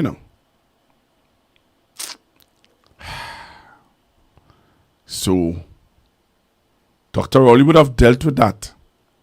But how much people remember Dr. Rowley dealt with that? How much? Not much. Not much. This is what I'm talking about Dr. Rowley dealt with. Take a listen. Your country's position is on countries' intervention into other countries. You, under this administration, would have seen our position with the Venezuelan matter, that it's a matter of non-interference, non-intervention. And against that background, you think that we signed a document to make our territory available for United States troops in Trinidad and Tobago to deal with Venezuelan issue? You are irresponsible. And if this hurts our interests, I will hold you personally responsible for it. The meeting included himself, other government ministers, United States Ambassador Candace Bond, and Commander of the U.S. Southern Command, Southcom, Admiral Alvin Halsey. At the meeting, Ambassador Bond, Admiral Halsey, and Prime Minister Rowley celebrated the successful conclusion of negotiations on a status of forces agreement so far, which will facilitate interoperability between the two countries' armed forces. To tell the world that we have entered into an arrangement, to tell Venezuela that we have entered into an arrangement, to tell Guyana and to tell CARICOM that this picture is representative of an action that we've taken with the head of Southcom, Admiral Halsey, and it's about us creating an environment where the United States can place troops in Trinidad and Tobago to respond to instability in Venezuela. Whoever did this is not acting in the interests of the people of Trinidad and Tobago. Dr. Rowley also criticized the newspaper, noting that editors should know better. This little island nation is making its territory available to the United States to threaten Venezuela? Is that what the editors think? And in the event that there's any deterioration in Venezuela, you believe that Trinidad and Tobago will be a staging post for that? It is all well and good to write foolishness that nobody reads. But when you write this that has far-reaching consequences, you are a danger to the national interests of Trinidad and Tobago. And you know better, because our position is wide open. The Prime Minister maintains that CARICOM is a zone of peace, and these types of headlines send the wrong message. And to the extent that there's any conflict what Venezuela is preparing for, whether it is with Guyana or with the United States or anybody for that matter, CARICOM's position to all participants is that we are not in support of breaches of the zone of peace. So now the Kamala Batap is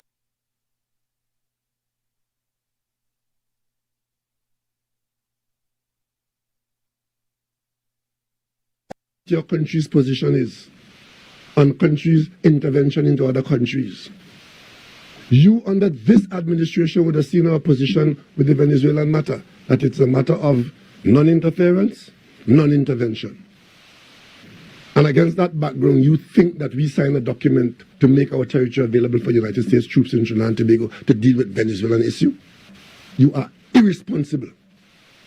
And if this hurts our interests, I will hold you personally responsible for it. The meeting included himself, other government ministers, United States Ambassador Candace Bond, and Commander of the U.S. Southern Command, Southcom, Admiral Alvin Halsey. At the meeting, Ambassador Bond, Admiral Halsey, and Prime Minister Rowley celebrated the successful conclusion of negotiations on a status of forces agreement so far, which will facilitate interoperability between the two countries' armed forces. To tell the world that we have entered into an arrangement, to tell Venezuela that we have entered into an arrangement, to tell Guyana and to tell CARICOM that this picture is representative of an action that we've taken with the head of Southcom, Admiral Halsey, and it's about us creating an environment where the United States can place troops in Trinidad and Tobago to respond to instability in Venezuela. Whoever did this is not acting in the interests of the people of Trinidad and Tobago. Dr. Rowley also criticized the newspaper, noting that editors should know better. This little island nation is making its territory available to the United States to threaten Venezuela? Is that what the editors think? And in the event that there's any deterioration in Venezuela, you believe that Trinidad and Tobago will be a staging post for that? It is all well and good to write foolishness that nobody reads. But when you write this that has far-reaching consequences, you are a danger to the national interests of Trinidad and Tobago. And you know better, because our position is wide open. The Prime Minister maintains that CARICOM is a zone of peace, and these types of headlines send the wrong message. And to the extent that there's any conflict that Venezuela is preparing for, whether it is with Guyana or with the United States or anybody for that matter, CARICOM's position to all participants is that we are not in support of breaches of the zone of peace. So now the Kamala Batap is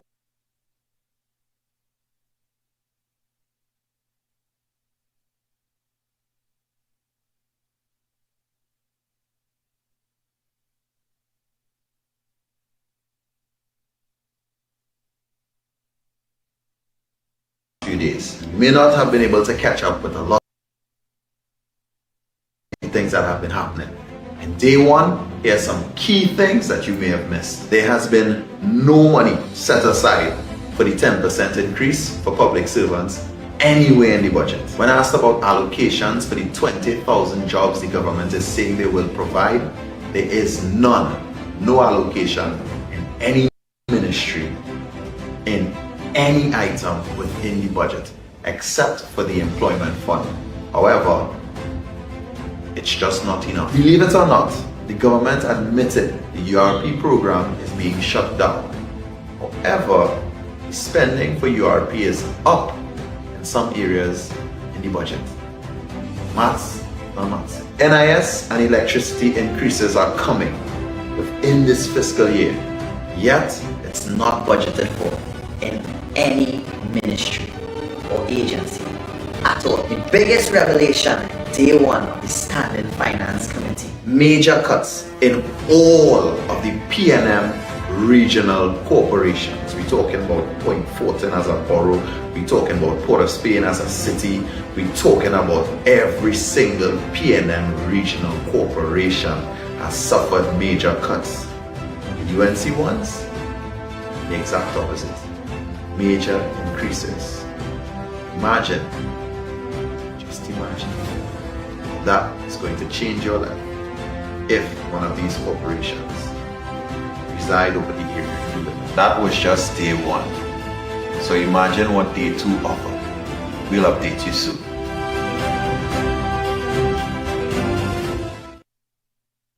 So that was Hans Devines. And that wasn't something personal he did. That was something was done out of the office of the opposition. So when you're saying the social media dead or the social media not doing enough, they will do more and more and more and people will still complain. I'm being real little here. But that was Hans Devines. See what he did? He break it down. And he have 3 parts, eh? That's just one part I play for you all there. It's 3 parts he have to this. 3. But some people would say they ain't doing nothing. So I'll take your calls. Because I remember sitting here and asking you all and telling you all, hey, you all don't think that the opposition did well in the standing committee, finance committee. They did very good. They did really good. But I want to hear your views. I'm taking your calls. 464-7003. I'm taking the calls and I think about 3 or 4 calls. 3 calls for the most. 2 calls for the most. All right. What's your view? What's your view? 3. All right. 3. All right. 464-7003.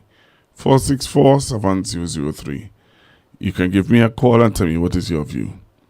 All right. But that was Hans, and that was done by the office of the opposition. And not just the office of the opposition, but it's part of the PNM social media influencer team. You understand? Sometimes when you hear certain things, it is really discouraging, you know? I tell you, I sit down here, I watching my TV, pulling back the clip on the phone, clipping it every time. And there are some people who take the clips and they would have reposted and real thing we do, boy, real thing. Anytime I see CTN out there is me. It's my clip to take. Do you understand? Because there are some people would not have gotten and there are some that people got. And we do we thing, man. We do we thing. We work real hard, boy. We work real hard. Some of you all seeing there on YouTube.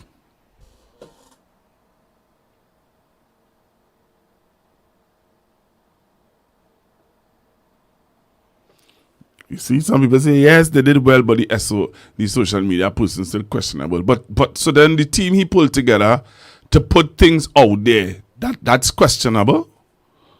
I don't understand that.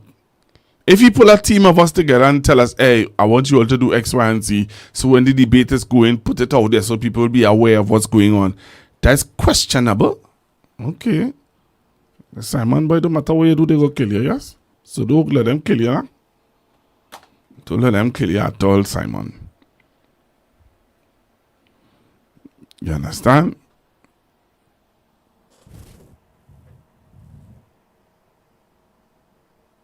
Somebody said the opposition was at its best. How you know they were at their best? Because some of you looked at it on the Parliament channel, but some of you actually looked at some of the clips. I did not hear when Kareem Marcel questioned David Lee, but that was something somebody crept.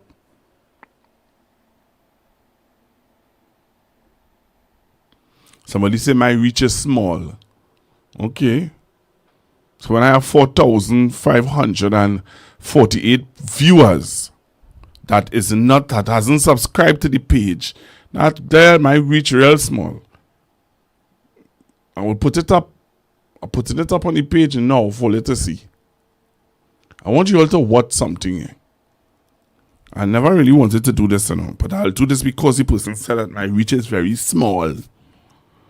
Some of leaders really say some disrespectful things, And if you take what some of you all say to heart, people will give up and walk away and just find something else to do. Honestly. But I want to show you all something. I'll put this up.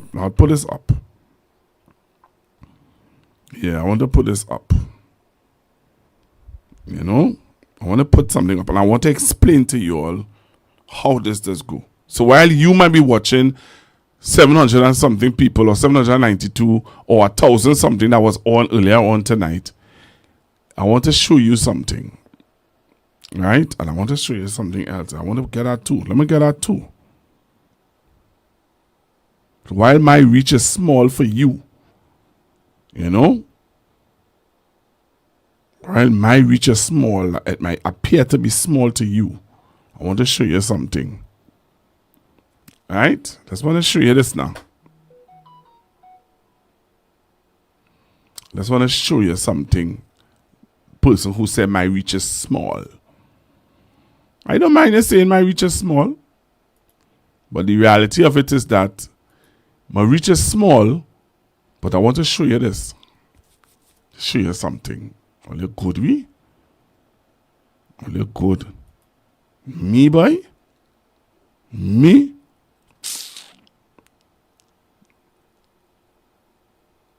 I could do plenty better things than this, Trust me. Get tied up. I could do plenty other things than this. But I do it for my country. You understand? My country I do this for. So to the person who say my reach is small, for the 6 months this page is established. This page is established in less than 6 months. I want you to watch how much persons that's be watching the page.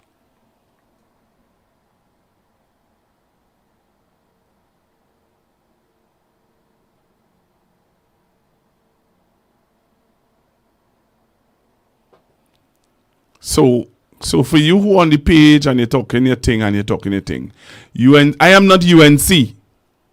So if you want to talk about UNC, I am not UNC. But I want you to just watch that now. Right? Just take a look at that.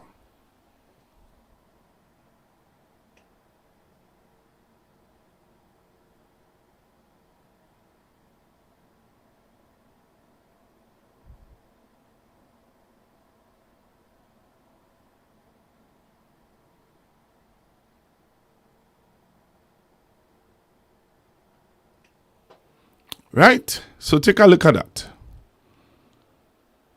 Okay? So while my reach is small, that's cool. By the end of the year, I might surpass that. And YouTube does send me the information, at the end of the month. So for you who saying that my reach is small, for a page that is less than 6 months old, that is not small. To me. I don't know where anybody else want to say that I small. Cool, you all could say that. But that is not small. And I want to show you something else. Person who talking about my reach is small. I want to show you this. Right? I'll just show you something here. And I find it to be very disrespectful. If my reach is small. Alright? So take a look at this.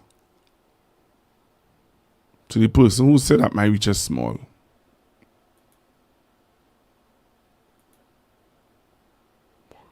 So take a look at this. So you see into the bottom here, 4,553. That's the persons who watching and they haven't subscribed to the page. So you see what you're seeing here? You see people on the one on top, which is 765. Those are the people who have subscribed to the page. So the 1,000 something that they would have had earlier on were people who subscribed to the page. These people, the 4,553 viewers, are people who didn't subscribe to the page, but they just be watching. That is my reach now. I'm going to show you. I want to show you because before you say I'm making up something. You see views? You seeing it? Views? Seeing it? Views? Hope you're seeing it now. Right? Okay. So I just wanted to clear up the reach now. You know, I have a small reach. I do have a small reach. I know I have a small reach. Yeah, I have a small reach, man. I have a small reach.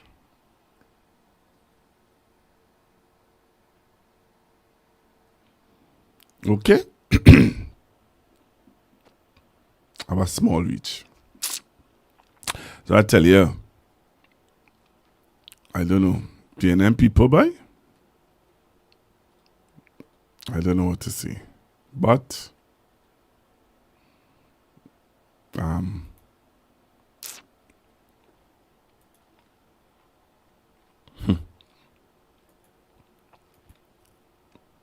what to say? I don't have anything to say again. I don't have anything to say again.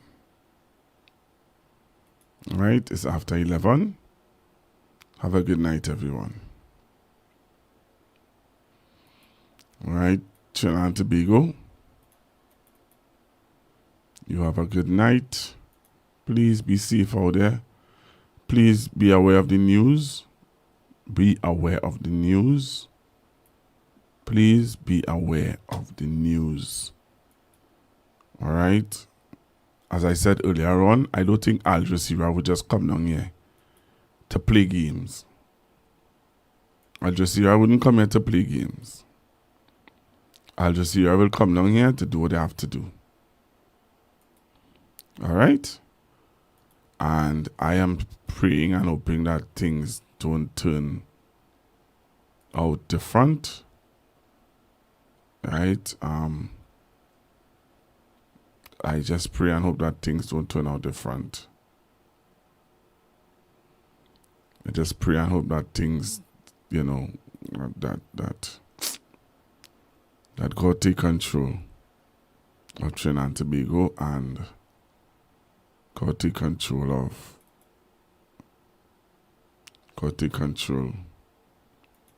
All right, so Trinidad and Tobago. Hello, good evening. You have a copy of all of the international news people that are here as yet? You have a... I played a clip from Al Jazeera a while ago, earlier on tonight. No, I'm talking about not only Al Jazeera, but all of the BBC and... I don't really trust BBC anymore. Sorry. I don't really listen to BBC anymore. I realize that BBC also is running a certain agenda. The only really independent media outlet I see in right now is Al Jazeera.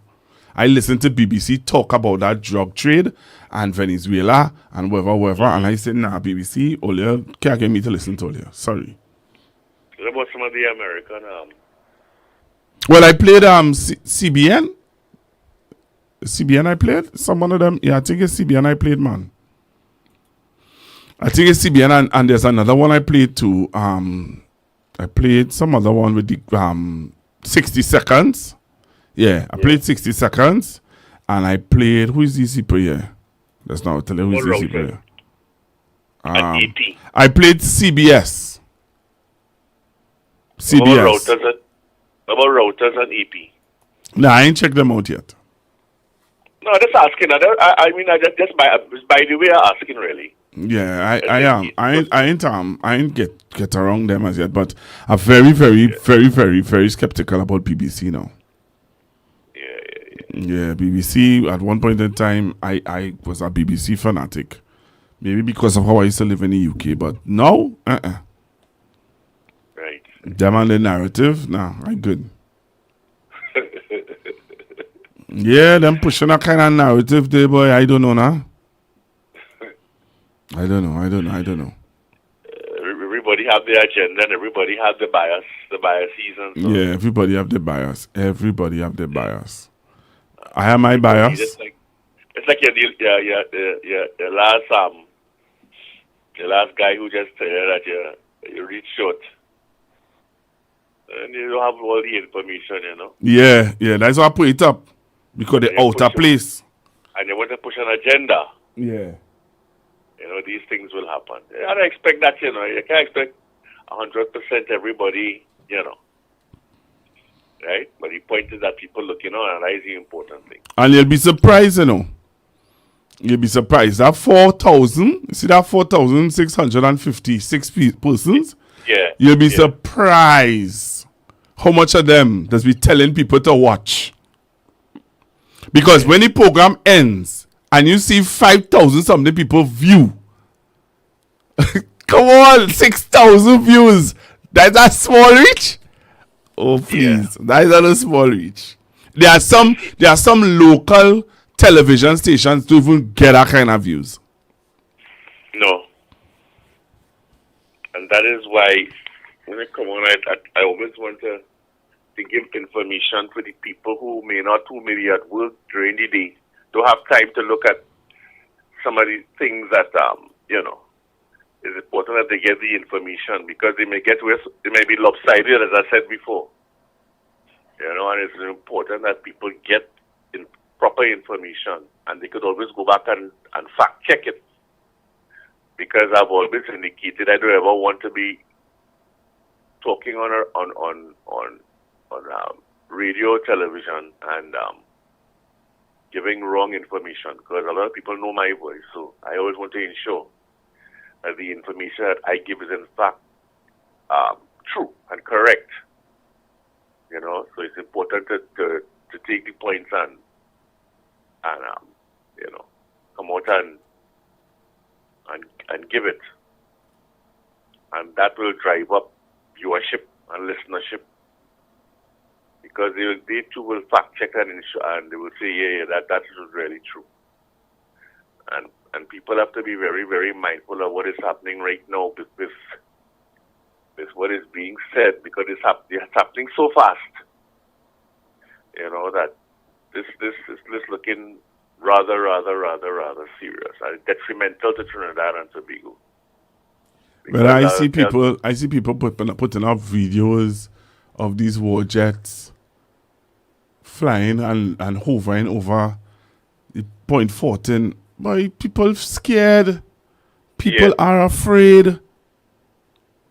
I mean, it's in your face now, you know. It's in your face now, because they were talking about, even up to this morning, they were talking about certain types of planes over Shagaramas. Yeah. I'm gonna tell you this now. I want to just go back to what we were talking about earlier with my reach. When I was at the other place, I never passed 500 people on our views, you know. You mean your original place? Yeah. 500, 600 max. Never reached 7, 8, 9, 1,000 something. Never reached that amount. Never. And I thought that there was a bigger reach. No, it would appear to be a bigger reach because, how to put it? It's a national, is a FM band, so people could tune on to their radio station. So it might be a bigger reach where radio is concerned. But where internet is concerned and YouTube, and think, this channel have more views than that channel. Now for my place. Right.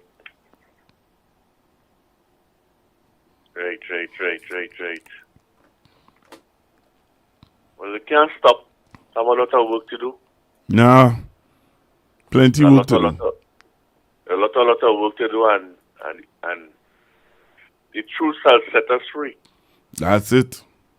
And that is what is important, because the alternative, like let me give you an example. like tonight on CNC3, an economist named Ram. I don't know where he come from, but the amount of noticiousness he talked tonight on CNC3.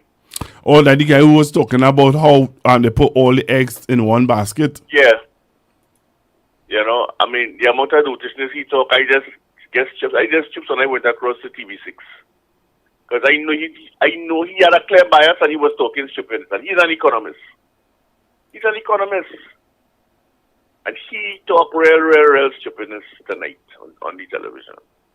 And you could tell because of the fact that I am able to watch a lot of the information and discern the information, I knew he had a clear bias, and his narrative was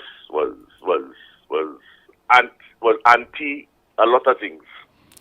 Well, man, I was talking to an officer Friday night, and I was real surprised to hear that man's views. A police officer Friday. I talking to a police officer. A police officer supposed to appear to be an intelligent man. When you listen to him and you watch him, you would say, yeah, he's an intelligent guy. But the man talking, and I'm looking at him talking this thing, and I saying, wow. Yeah, they're out there, you know. They're out there, but don't let it upset you because you'll get tomorrow too. That is the point, you know. And you have to come prepared for it for tomorrow as well. Because even though they with that particular bias are supporting the side in office today, they still don't want to hear, they come to hear the truth, but they still don't want it to come out. They still don't want it to be out there. Because they know they cannot dispute the facts. They have nothing to dispute the facts. So they want to create a false narrative for the listeners. That's what they want to do. They want to create that. They want that to happen. That's why they come on in the evening. Yeah, man. Because they want to create that. And they want to upset you and create that false narrative. That is how some people are. And we can't afford to allow that. Yeah, man. But there's a lot of work, a lot of things to discern, and we need to get the truth out there to the people who will listen to it. Yeah, man. Thank you. All the best, man. Have a good night. Same to you. So I put up something for people to see. All right. So tonight our highest number of persons viewing was 1,042. That's how much persons was watching tonight. So even though you say my reach is small, where I used to work, I never had those kind of figures. Never. I never had so much people watching me. You understand? So to the person who say my reach is small, if there's a small reach, well, thank God for small mercies. Okay? Thank God for small mercies. Were you ringing down my phone for, Brethren? It's Minister 12. I don't really want to talk to you. Hello? Hello? Hello, good night, Pastor. No. Talk to me in your normal voice. You see, when you start to go down that road? Nah. Talk to me in your normal voice. Last caller. Hello, good evening. Hello, good night, Pastor Google. Yes, sir. Yes, Pastor Google. Well, like I said again, you just continue what you gotta do. Continue doing your job. You know? I know that there will have been naysayers who will say that you have more, you have less viewership. Because some of them probably measuring you like still like of Mr. This Jerry Springer with the crime show Stinger. You know, because he have over 100,000 views now. So maybe they're probably comparing him to you. That could be the reason why. You know? But like I said, keep on the good work. And you continue bringing the information to us because I have been noticing that our local media houses and them not giving us the proper information. I mean to say, look, of all places, Al Jazeera had to give us the news. So what happened to our local news people and them? Cat cut their tongue? Or are they eating our food? You tell me something, Pastor Google. As a matter of fact, something is bothering me very much, right? Something disturbing. I don't know, maybe if you could follow up. You don't have any celebrities of Trinidad and Tobago who are, you know, anybody speaking about this situation with any country? Like, how can I give an example? You know who is Tatiana Ali? I don't want to talk about them, you know, to be quite honest. Those so-called Trinidad celebrities, you can find them very quiet. The voices of Caribbean, Nicki Minaj and all the thing, all these situations going on in this country. Them can't talk. Are you crazy or they could talk? Trump will tell them back. Oh. Remember they are not born American citizens. Oh, I see. Oh, so that's why they're so quiet. Alright, caller. You see, I started to yawn and think this Minister 12. Yeah, you have a night. Same to you. You give your hand to me and let me say hello. And now can hardly speak. My heart is beating so, and everyone can tell. You think you know me well. Well, you don't know me. Hey guys, I am Nigel O'Connor, a singer for all seasons. I am that voice that moves you for every occasion. I am that voice that celebrates life moments one note at a time. I am Nigel O'Connor. You can contact me at 783-0054 or 754-3154. And oh yes, that's me singing in the background. Nowadays I'm not speaking songs.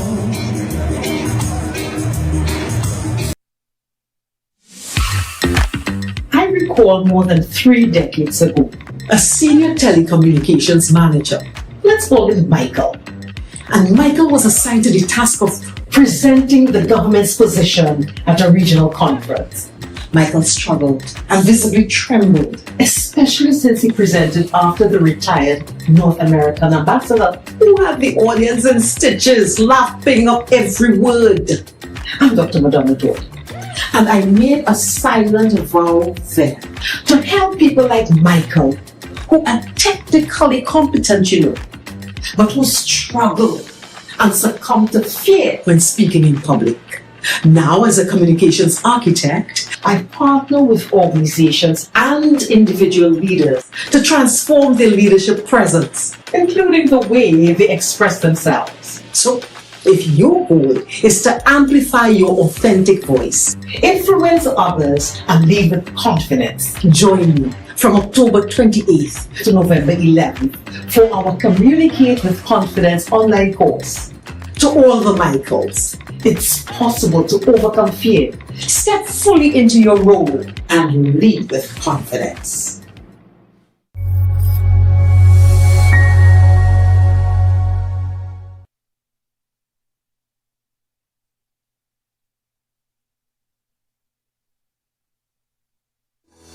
During our 3 weeks course, I gained a lot of knowledge and insight on how to communicate with confidence using the different techniques and skills taught. Another thing that resonated for me is the fact that the same way singers prepare their voice, increase their lung capacity by eating healthy, doing the necessary breathing exercises, is the same way someone who is going to present should also prepare their voice.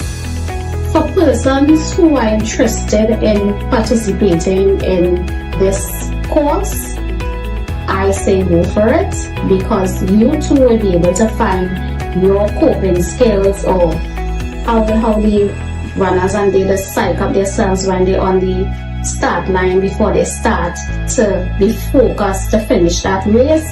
You would be able to find your coping mechanism.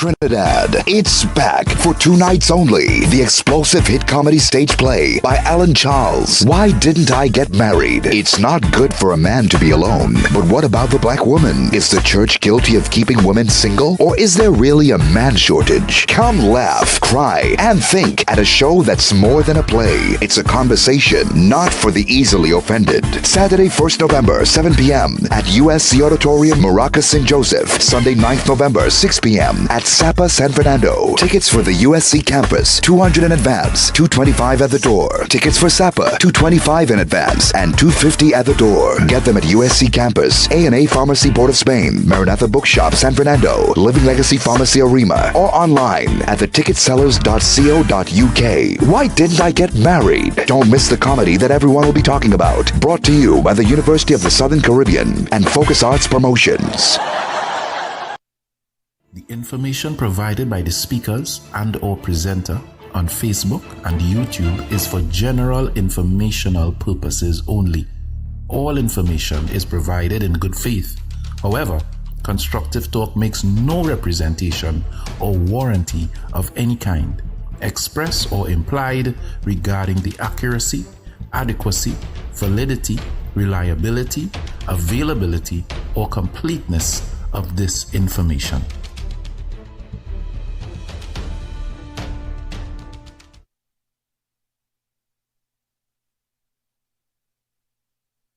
Yeah, then people have jokes today. I want to start by reading a quote for you that is trending online now. Someone sent it to me and I saw it so many times. I think it's good for us to read this quote. I'm sure when I start to read it, you will be familiar with it. It says, out of hatred for the cockroach, the ants voted for the insecticide. Out of hatred for the cockroach, the ants voted for the insecticide. They all died, big on in the tail, including the housefly that didn't even vote. They all died, including the housefly that didn't even vote. It says an African proverb, but it could be a Trinidadian and Tobagonian proverb. It is so true of our situation here today. Begin to lead us as we worship the Lord. Come on.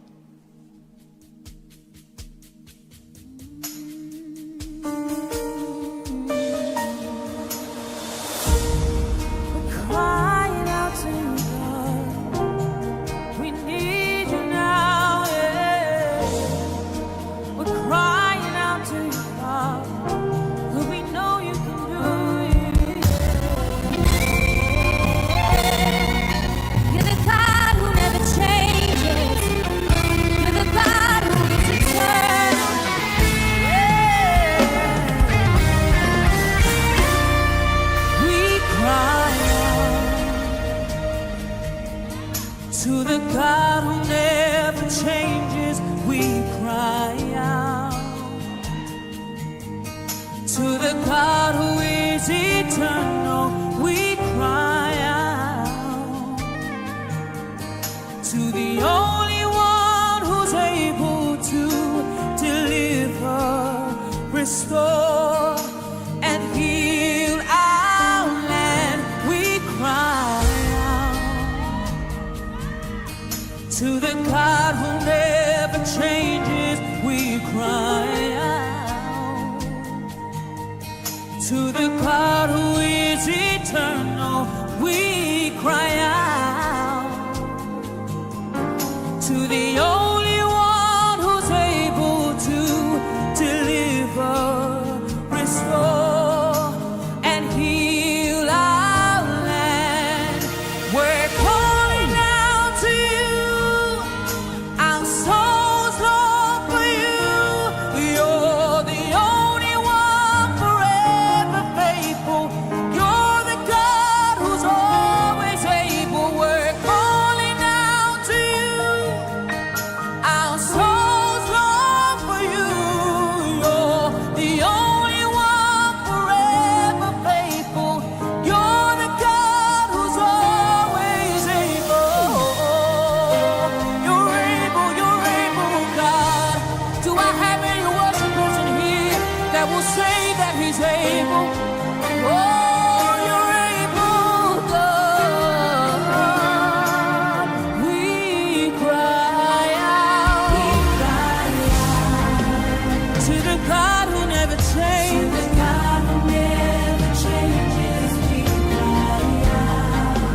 To the God who is eternal. To the God who is eternal, we cry out.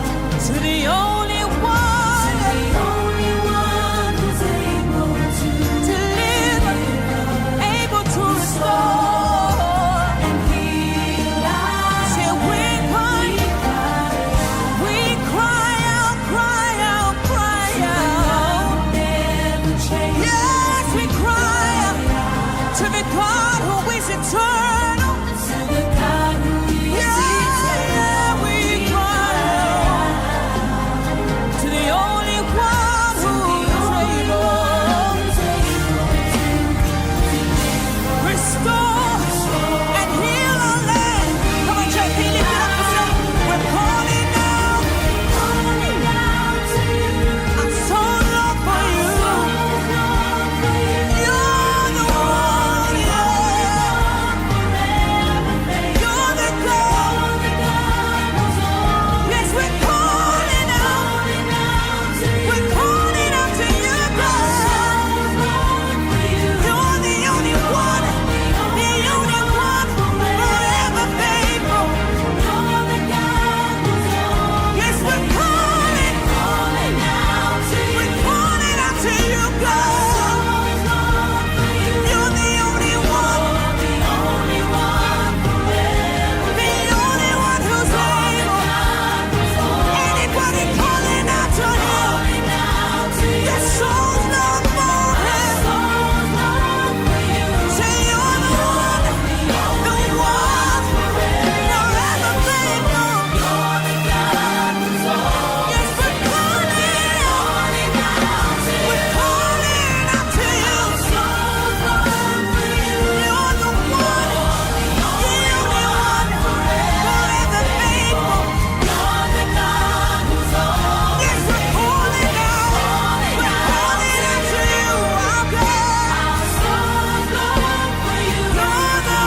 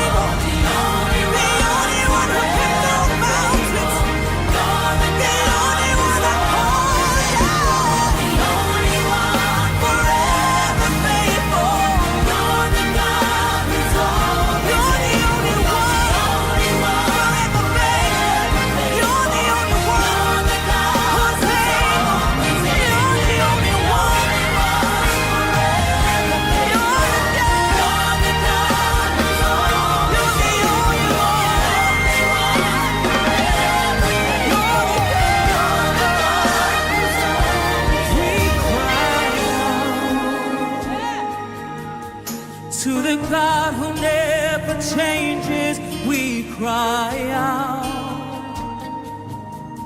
To the God who is eternal, we cry out. To the only one who's able to deliver, restore, and heal.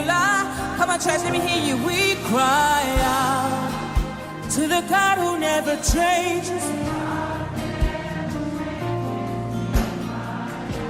to the God who is eternal,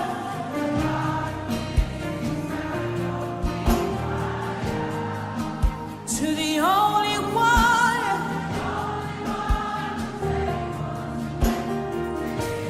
restore and heal our land. See, we're calling out for it. I'm so low for you.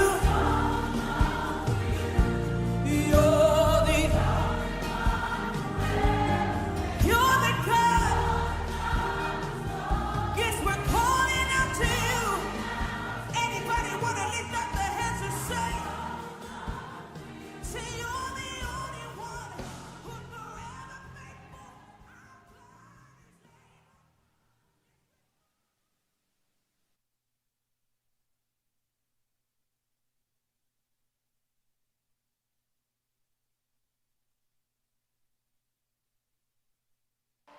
Hallelujah, Jesus.